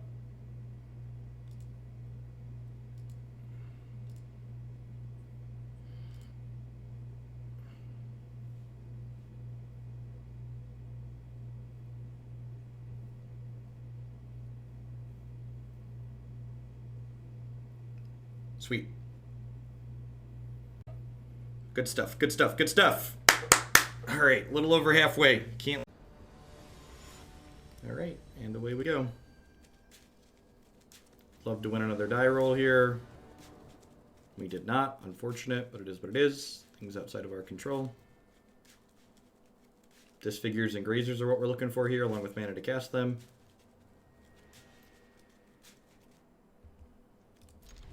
Our deck has 30 lands in it, so let's draw land for our first 2 draws. If our first 2 draws are lands, this hand is very, very good. And I think our deck has 30 lands in it. And like, so I need to draw a land naturally the first turn, but then I get a scry for the 3rd land. So the top card's a land, then we just need a land in the next 2. Opponent went to 5.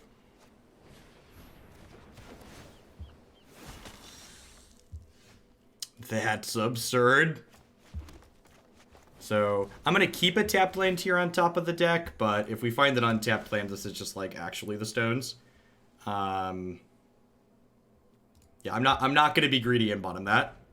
I could be greedy and bottom that and try and like hope to hit an untapped land, but I think that's absurdly unnecessary. All right, their start here is like pretty okay. If their last 3 cards at the 2 plus the top of their deck is like land, Saurian, draw 3, we're behind, but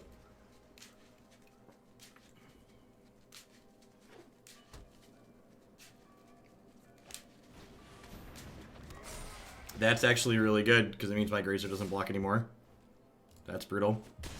No, it doesn't block profitably. Wow. I think we're gonna die. Huh. That's rough. I think this hand was a fine keep, but this is why the Vampires deck is really good. Sometimes it just runs you over. You get to start pumping out 3/3s every turn now. Very strong 5 here.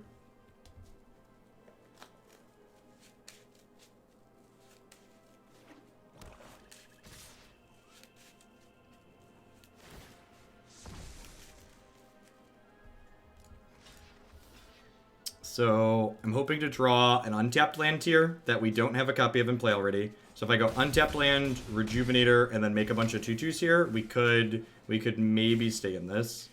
That's a tapped land. All right, so do I die if I play this? If I play this and then this hits a thing, or if I play this and then this hits a land that I don't have, I get another blocker, and then I have 3 blockers, and then they have 5 attackers.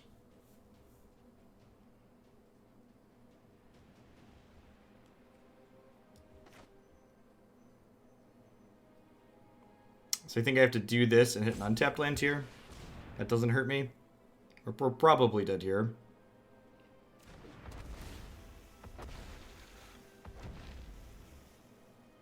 Even if I do all of these things, we're still pretty unlikely to. So if this hits a land I don't already have, we're not dead on board. But I'm not sure that I have any outs from this position.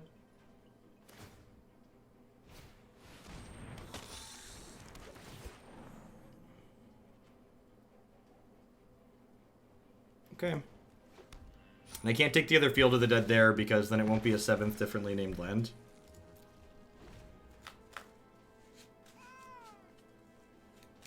So I block everything on the ground, but then I just don't have anywhere to go. Yep. Brutal. And that's why the Vampire deck is really good. It just kills you some of the time.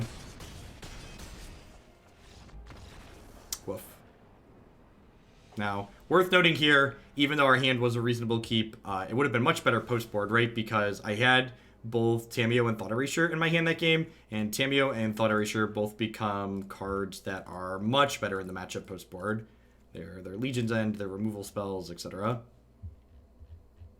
So...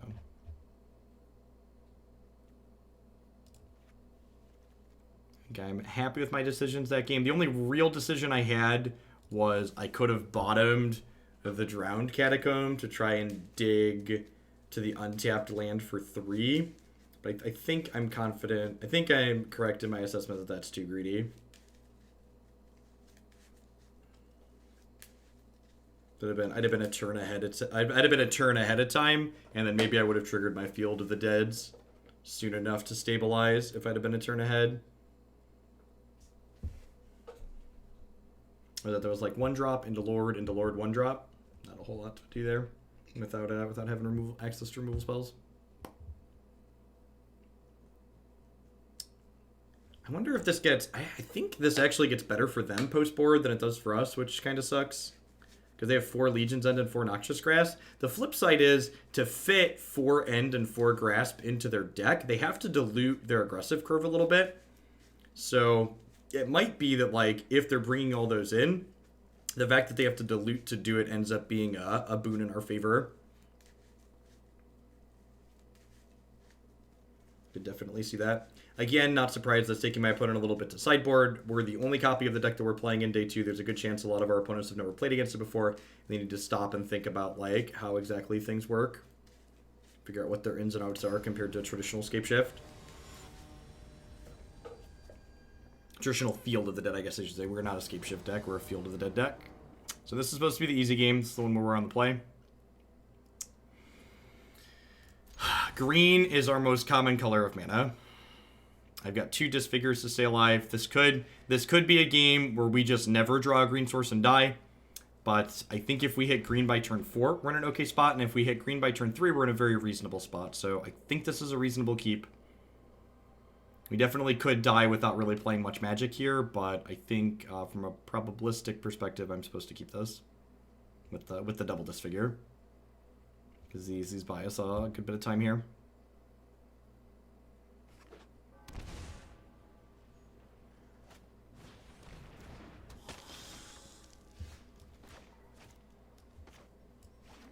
You have 4 copies of this guy, huh?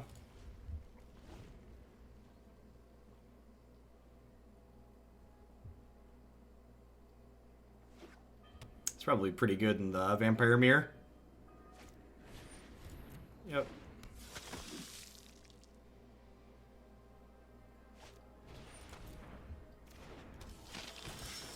I'm going to go ahead and disfigure this one.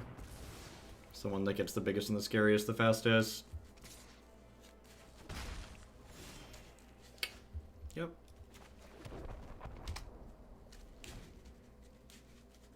The important thing to remember about games like this is just because you missed doesn't mean you made a bad decision or an incorrect decision.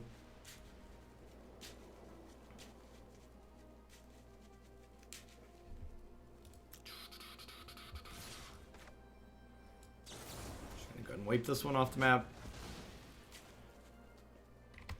Let's see what their leftovers are.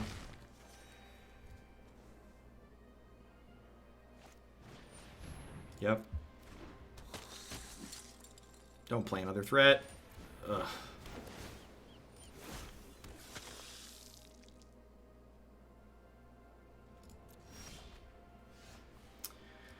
Well, I mean, as far as non-green source draws go, that one was towards the top. If the last 2 cards are not particularly good, we could have a shot here.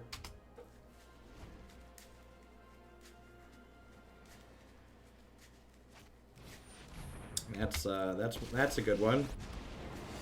Don't -3. Don't -3. Okay.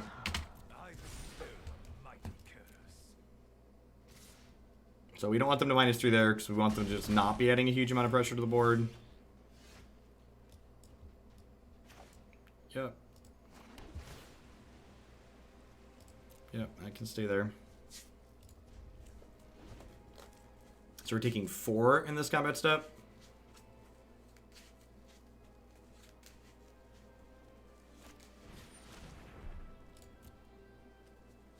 Hopefully their hand is just like more Duresses. And Legion's End. Duresses and Legion's End and lands. It's unfortunate.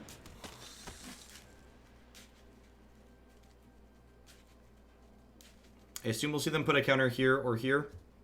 Putting a counter here is interesting because it means that this gets a little bit better, but I guess I'm probably not blowing that up anytime soon anyways.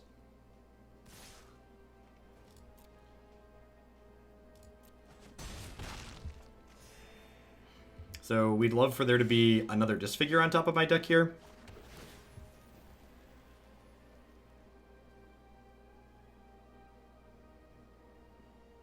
That's the best case scenario.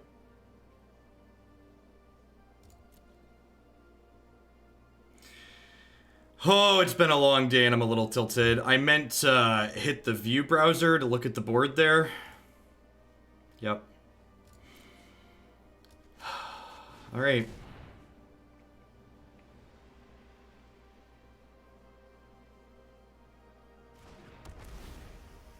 This is going to be one of those games where Sorin's dealing 3 to us with reach is probably going to end up killing us.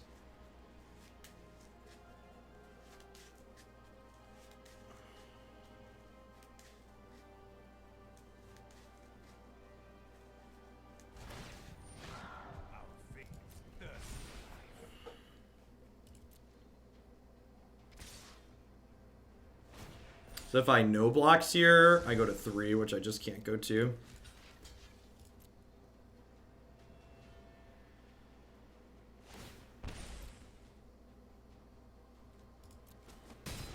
There's like a reasonable shot that they like have a Noxious Grasp in their hand because they haven't been playing things.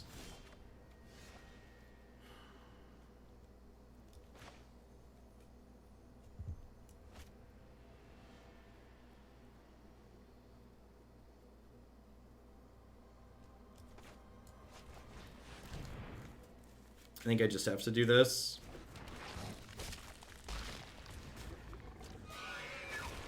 So we're dead to second Sorin here. Because I just like deal 3, deal 3. We're dead to Noxious Grasp. We're dead to Mortify. Hopefully they're sitting on Duresses and Bricks.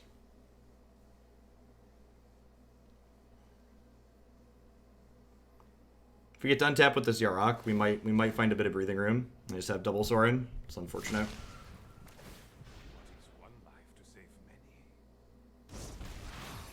Good games, opponent.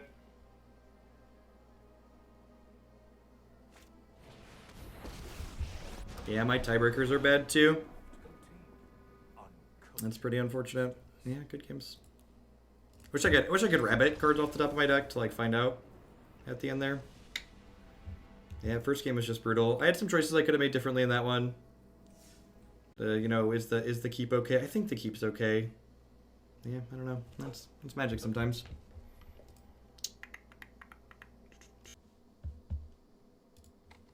All right, so I got the buy for round 4, and now this is, or I got the buy for round 6, and this is round 7. Oh, that's the wrong player ID. Copied a little bit too much there.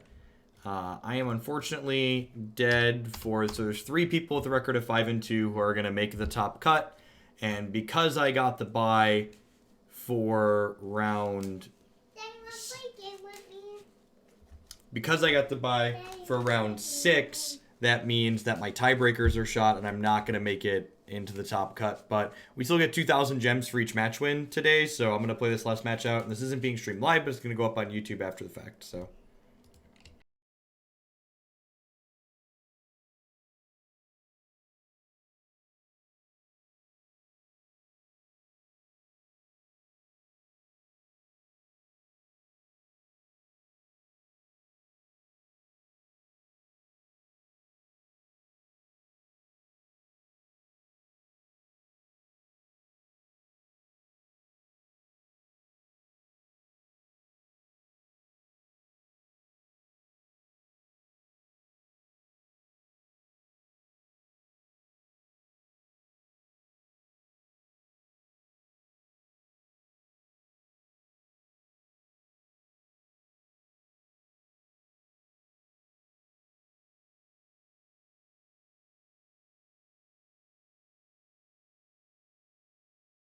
So my opponent is playing a Grixis Control Brew. I'm going to keep this on the draw. Our deck has 30 lands in it, so I think this is more than reasonable. I don't need a particularly fast start here. They shocked that in on one. Do they have Opt in their deck? Yeah, they have 2 copies of Opt, so I assume they're about to Opt.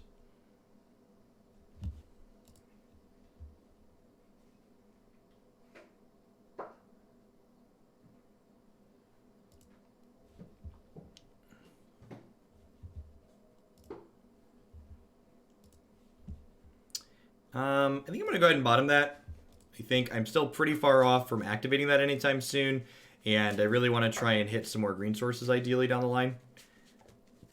Perfect. My opponent's deck has Narset as a turn 3 play potentially. So I have to ask myself, do I want to play Trophy mana up to Trophy a Narset? I don't think so, so I think I'm just going to put this into play tapped and pass back here.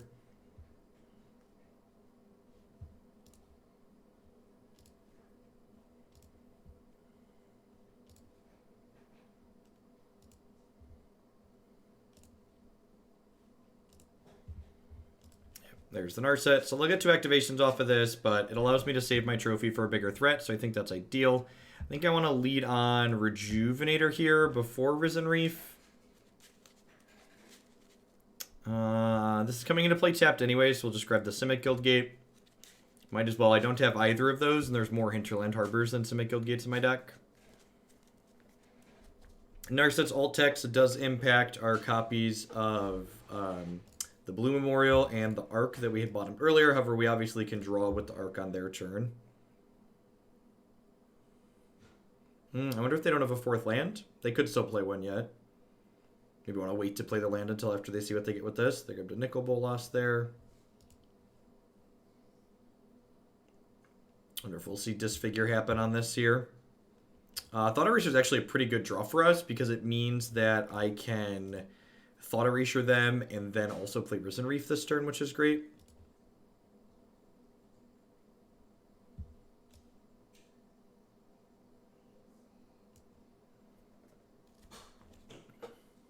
They're potentially just holding up a Disfigure here, which is interesting. Okay, sure. I'm pretty happy with that result. I just want to like clear that before I play this Risen Reef out. And double Nikki B, Thought Erasure. And they have plenty of black mana. So I'm going to take the Nicol Bolas. Just want to keep them off of their threats. I'm going to go ahead and bottom an extra land here. I guess I could put that land into play with Risen Reef, but putting a land into play doesn't really do anything for me, right? I think I'd rather just like work towards more threat density. Like that. That's great threat density. Getting the Field of the Dead going ASAP is really good here. Opponent's deck has 2 Cries, 2 Ritualists, and 2 Legion Zens all in the main.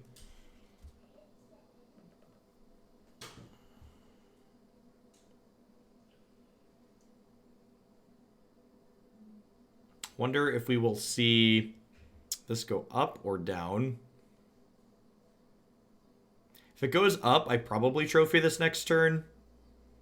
If it goes down, I'm probably killing it regardless, huh?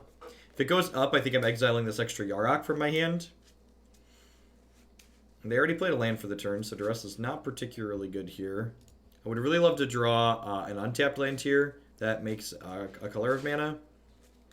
Not quite what I was looking for, so I'm going to get Thought Erasured here.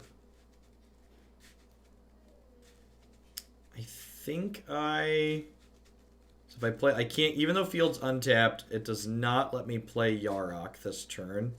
And my trophy will get duressed. So I think I just play Temple of Mystery and then trophy this.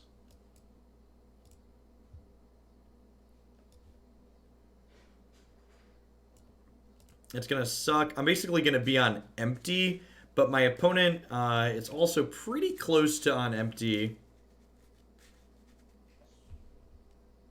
Depending on what the rest of their cards look like. And we're at that point of the game where like all of our lands we draw at this point are technically should trophy that during their upkeep because my opponent does not. Oh, they have 2 negates. I should negate there. I should do my sequencing was fine. Not a big deal. I could maybe have rolled the dice if I could have played the Yarok, hoping to hit an untapped green or black source to Yarok plus trophy this turn. That could have potentially have been okay.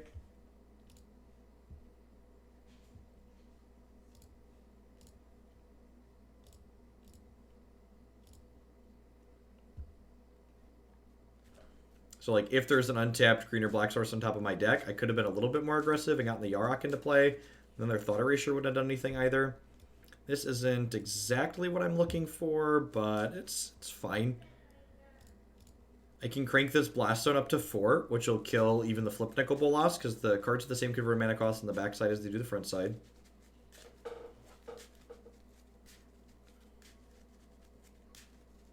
I suppose I could also tick it to 5. Depends on... Oh, they're not flipping it over. Not flipping it over is strange, because I feel like they'd want to flip it over and get back their 5 cost Bolas right away. Narset is good against the Memorial to Genius we just played here, unfortunately.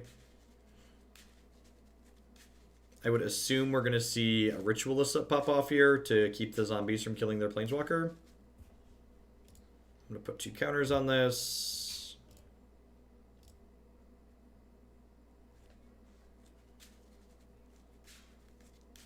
Another Field of the Dead would be a great draw. Risen Reef, always reasonable. Elvish Rejuvenator, sure. This could be a Field of the Dead along with a 1/1.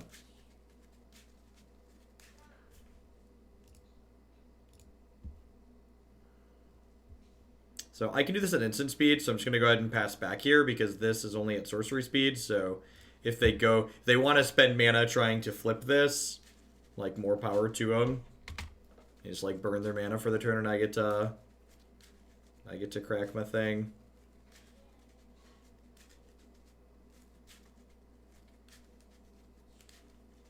Cry is pretty good.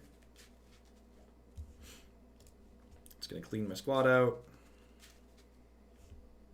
Sure.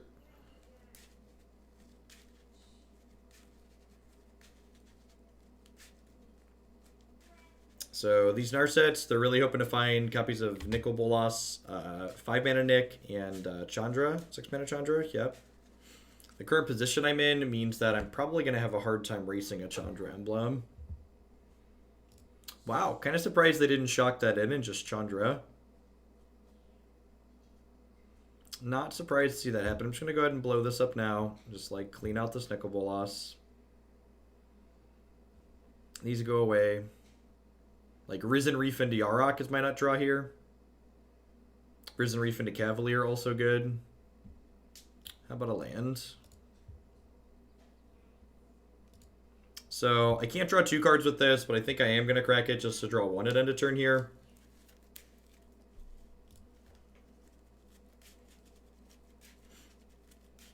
Feels like we're getting run down here a little bit. I assume we're going to see a Chandra and just start having her plus. Oh, they drew a Nicol Bolas. Yeah, that's pretty good.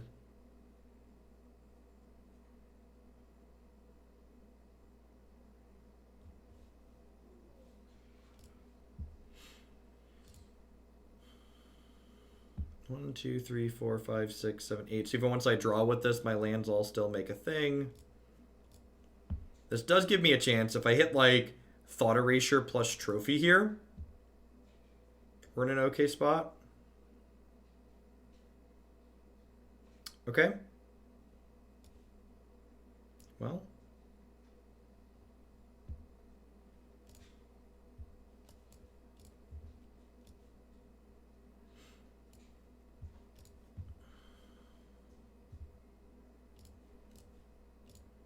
I assume we'll see Cry happen next turn. Yep. Hopefully they mess up and plus their Bolas before they play Cry, so I can exile a zombie. Yep. Good sequencing on the opponent's part. Not too surprised, right? Like they're 4-2 in the second day of this tournament.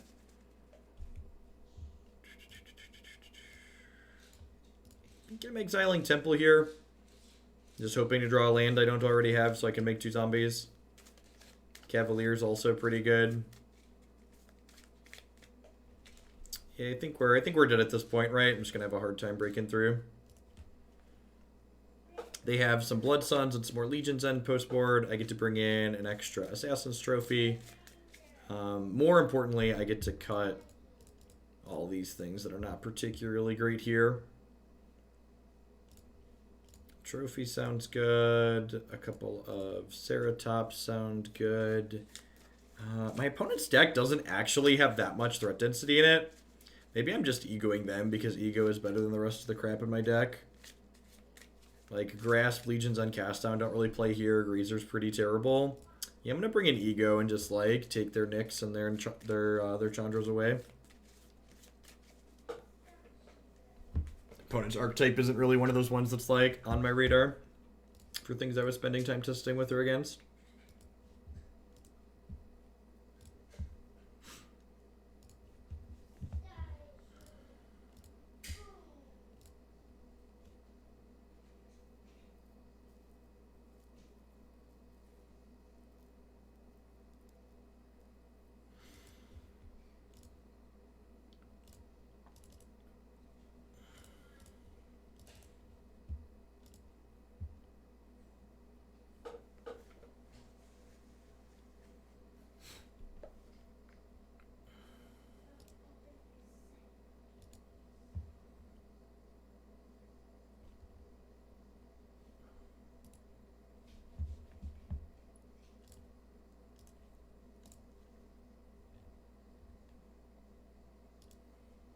Opponent still figuring out their sideboarding.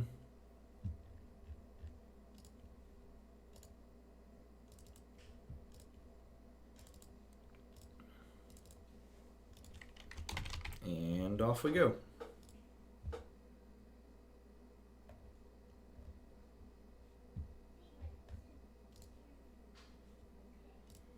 I would love to play first. Yeah, seems great.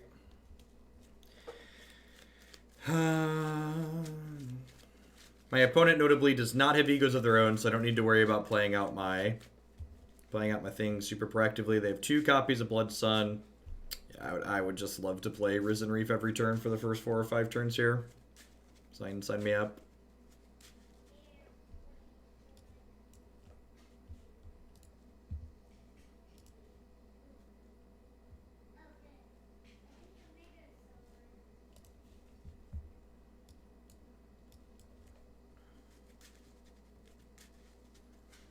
I'd be surprised they left Disfigure in against me, so not too surprised to see this just happen. I also wouldn't be surprised to see this die when they untap. If it doesn't die, we're going to jam Risen Reef next turn. If it does die, I might just play Ego. If we get to untap with this, I think I'm just going to like cast a 1/1 Divination basically. Just like draw 2 and maybe ramp a little bit.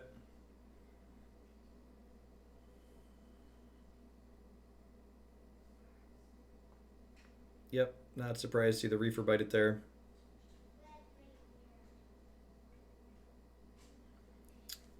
Hats, yep.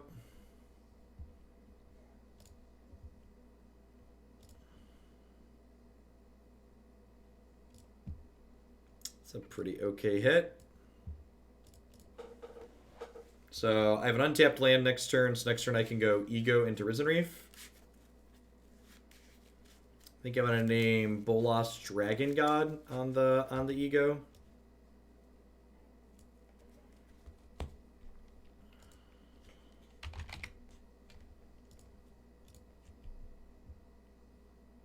Sweet, got one out of their hand. How'd they sideboard? They brought in Grasp, they left some Legion End, they brought in Blood Suns. Have a couple of Chandras in their deck too. So they do get to draw a card to replace this one that's in their hand, but the average card out of their deck is definitely a worse card than the one we just took away, so we're lowering the average card quality of their hand, even if we're not getting a 1-for-1 out of it. I feel like we're in a pretty good spot from here. Because the opponent's playing Grixis, they don't have like a Kaya's Wrath, so like if I get the Yarok down next turn, even if they have like a Ritualist or a Cry to clear away the Reef and the zombies, I've like generated some value and they're not killing my 5-drop. I think the threat priority from here is Chandra, Awaken Inferno, and then Nicol Bolas, the Ravager. They only have like 3 really key cards. Easy land discard here. I don't have a 3rd green at the moment, but I think that's fine because Yarok's going to draw 2 cards next turn.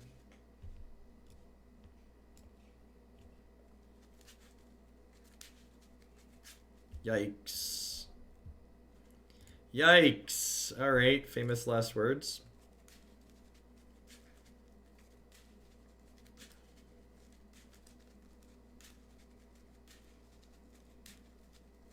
So they do not really have a lot of good ways to kill Yarok in their deck, except for that one. Yep.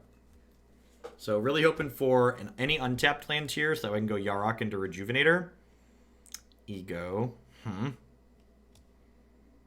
Alright, I'm going to start with this, and we're going to tap in a way that leaves us the ability to cast either 3-drop.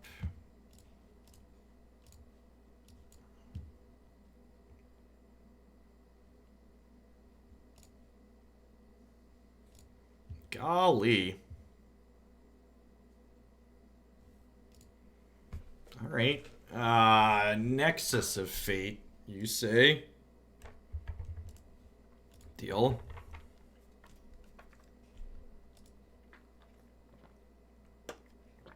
Maybe I'm supposed to get rid of that and just try and draw a green source?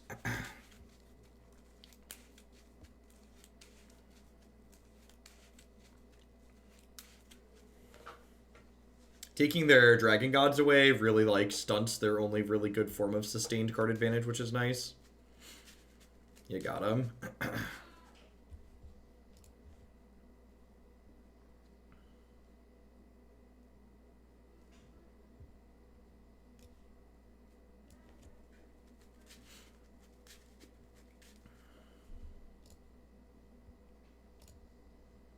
I would like to make a bunch of friends, please.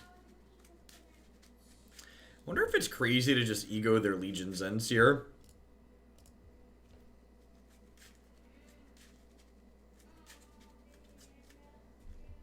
I feel like it's not. Like, I know they have one in their hand. 4, 5, 6, 7, 8, 9. I'm gonna bottom that one too. Yeah, I'm gonna ego their Legion's End. I'm just gonna use this as like bad duress.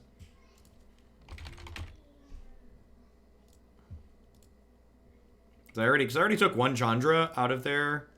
Well, they only have 2 Legion's Ends in against me. Interesting. So they didn't board all of them in. That's good to know.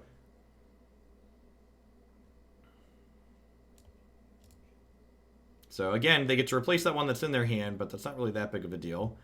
I'm going to take this opportunity to kill their Narset, because she does prevent this from happening. Now, if they draw a land, this does give them an extra chance to draw a land. And if they draw a land, they can flip Nick and then get Chandra back. And Chandra can clear the board.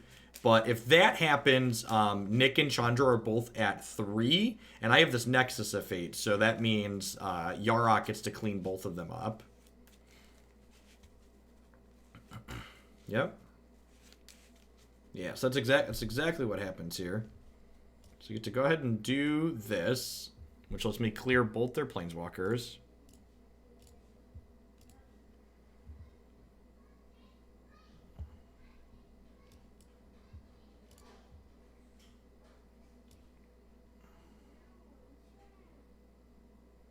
And then if this hits an untapped green source, I get to Elvish Rejuvenator here as well.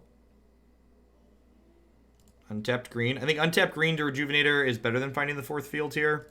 I could probably go either way, though. I think Command Pathar sideboarded. Ego taking their 5-mana Nick away seems fine.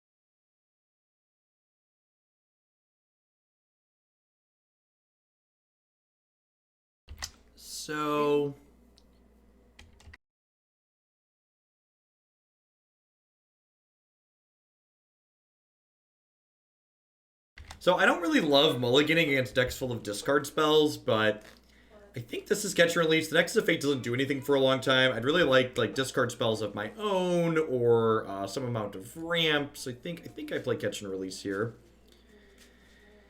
This hand's not great, but I think it's keepable. And then the question becomes, what do I want to get rid of? They have so many Narsets in their deck. I'm going to bottom this Memorial to Genius, I think. Because I think there's a good chance. One, I'm not going to want to crack it for a long time anyways. And two, it's probably not going to do a whole lot anyways.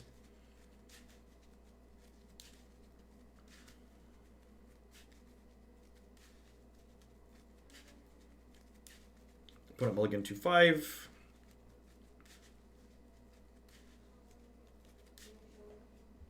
Risen Reef is an excellent draw for us here.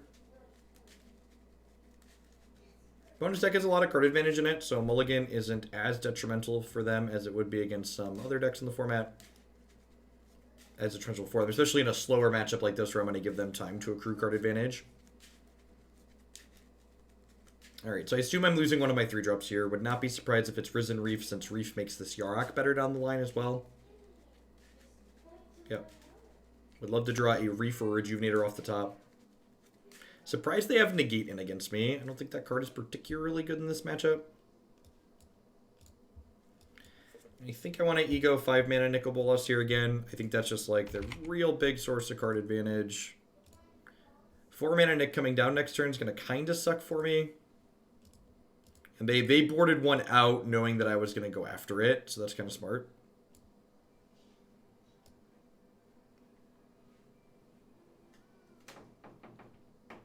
Just as many Legion's Ends as before. Their hand overall is pretty good. They've got some massive card advantage here. If they hit this 4-mana Nicol Bolas this turn, we could be a little bit behind. We ideally want them to miss on 4-mana Nick for like 2 more turns here. So that way I can get the Yarok down and like get my hand empty before it happens. Tamiyo is an absurd draw because she prevents my opponent from making us discard cards.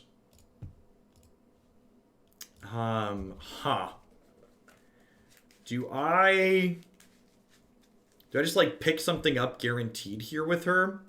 What if I pick up Unmoored Ego? Is that too greedy? My opponent's deck doesn't have any ways to destroy her outright. I guess they have Noxious Grasp. I think I want to guaranteed get a card with her.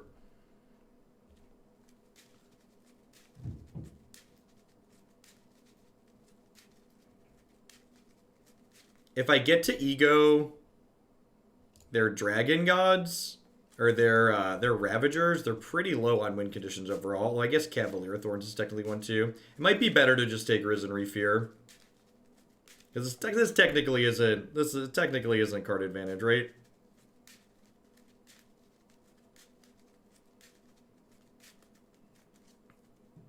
Alright, that ends up working out a little bit here because Tamiyo says, no, you may not make me discard a card.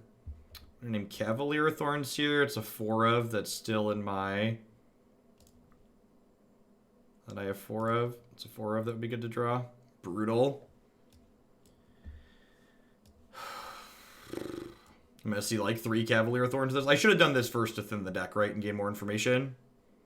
Yeah, I should have done this first. They have a basic island, so casting this is gonna let them cast this next turn, but I think that's still fine for me. I think I should have done this first, because then if I would have bottom Cavaliers with it, it would have let me make a better decision, and then when it doesn't, it gets me closer to them.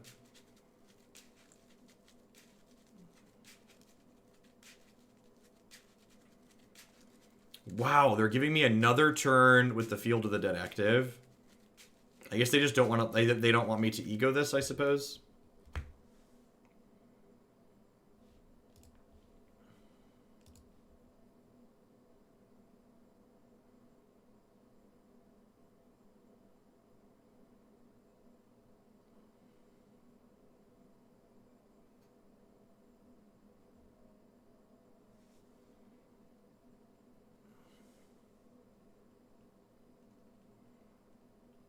Huh?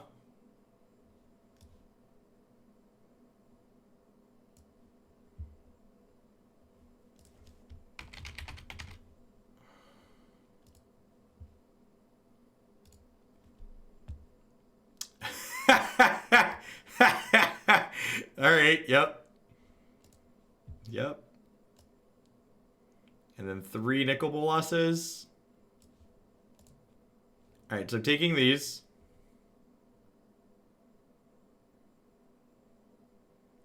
And then I'm going to take Nicol Bolas Dragon God.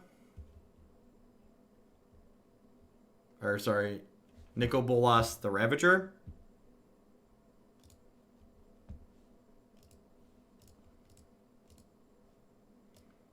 And then this is their last way to kill me.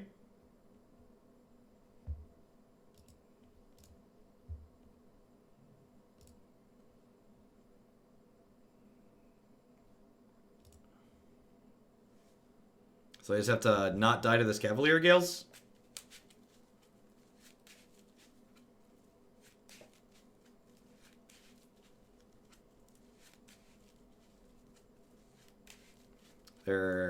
I guess they still haven't played a land. They're tapping a little unoptimal because they didn't leave up blue to Thought Erasure me.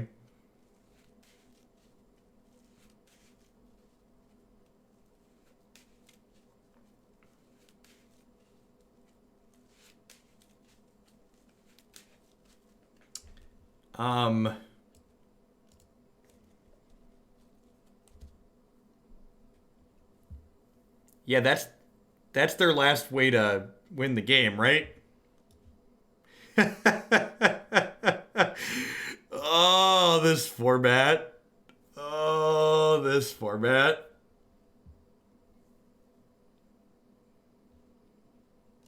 Cavalier Gales, right? Yep, that's what that card's called. They have 0 ways to actually win the game, right? Yeah, they boarded out. They have 2 Fibblethrips in their deck. But yeah, alright, well. We unmoored Ego Dome 1, 2, 3, 4 times. Your move, Yugi boy. This is all I've got.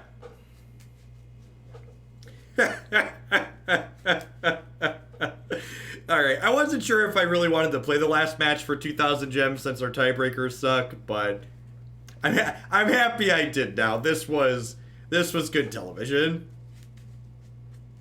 It was good television.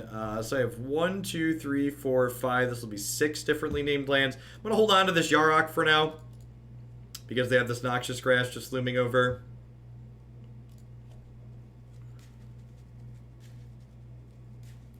Maybe I should just play it just so like their Thought Erasures aren't live. Yeah, I probably should just play it so their Thought Erasures aren't live. Just get my hand empty. Ugh. Then we drew a second one, and the second one would have stuck if I'd have played the first one last turn. Sure.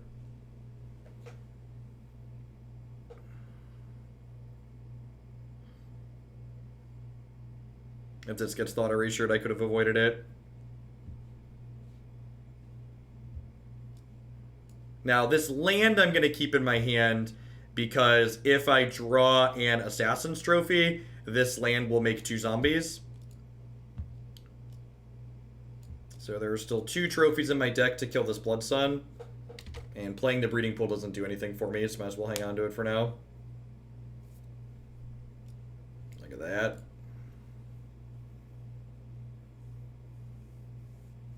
Well, they drew one of their negates. Sure.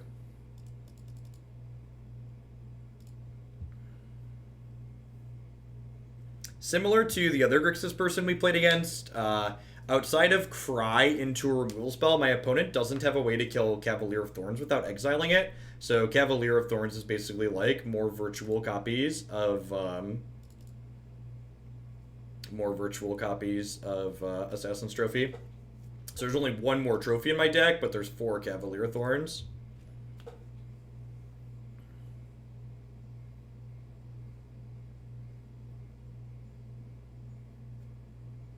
You got an R set.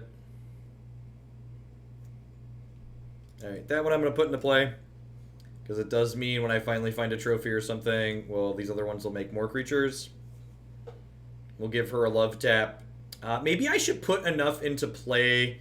So I have 8 lands right now. This is 9. If they kill this, I'm going to play another land out. And the reason for that is I want an Arch of Orazca to be No, Arch doesn't do anything. They have a Blood Sun. Doesn't matter. Figured it out. Are we going to cry my Rejuvenator? We just have like all the time in the world, right? Because all of these are, and this isn't, they're not Esper control where like they can just loop a Teferi, right? Like they literally just have Narsets and removal spells in their deck. They're down to 21 cards. Second Blood Sun's actually pretty good here.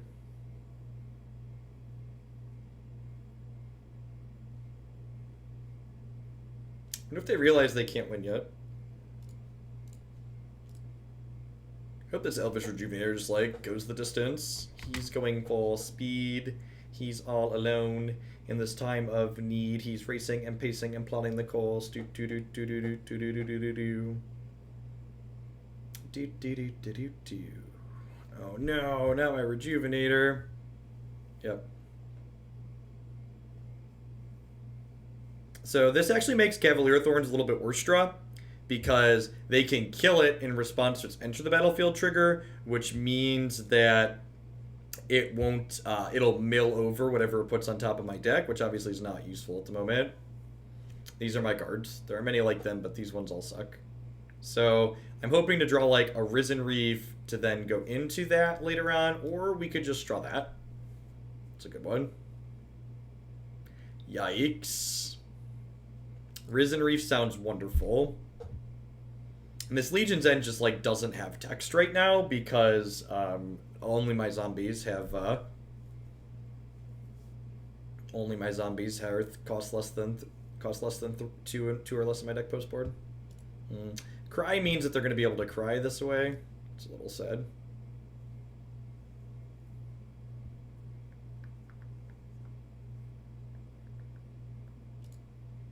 Might as well put a couple more lands into play. Their deck has 13 cards. Mine has 30 and a Nexus of Fate. And animation is so good.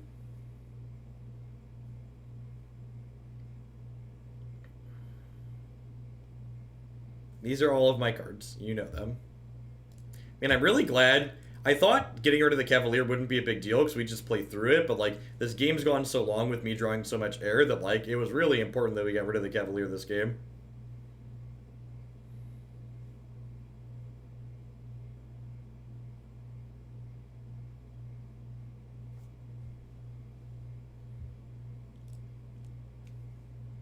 Yeah, I should probably just play the shock lands out.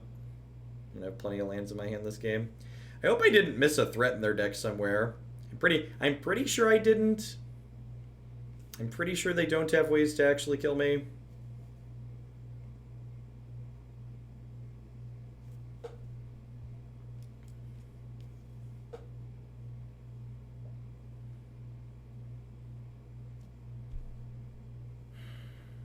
How many Thought Erasures have they played? 1, 2, 3, 4. Alright, so they've played all their Thought Erasures, so I'm just going to hold on to this for now because we could draw a Thought Erasure of our own. Because I would like to not have this. Alright, sweet.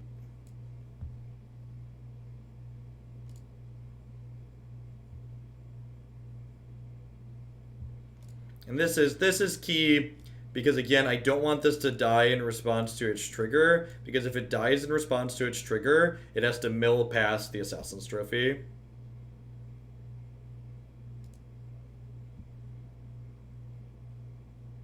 So now if they kill this, it gets me one step closer to taking these off the table.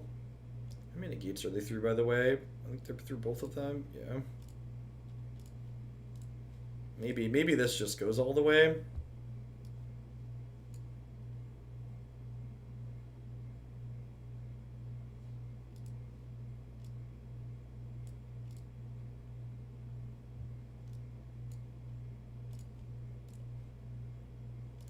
Slow and steady. How many Noxiouses have they gone through? 1, 2, 3, 4. Okay, they're through all 4 of those. I don't think they have another good answer to this Cavalier in their deck.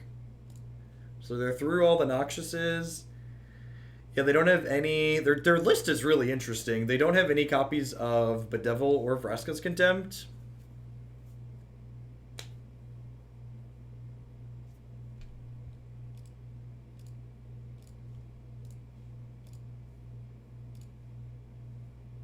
All right, Deba. That's all, folks.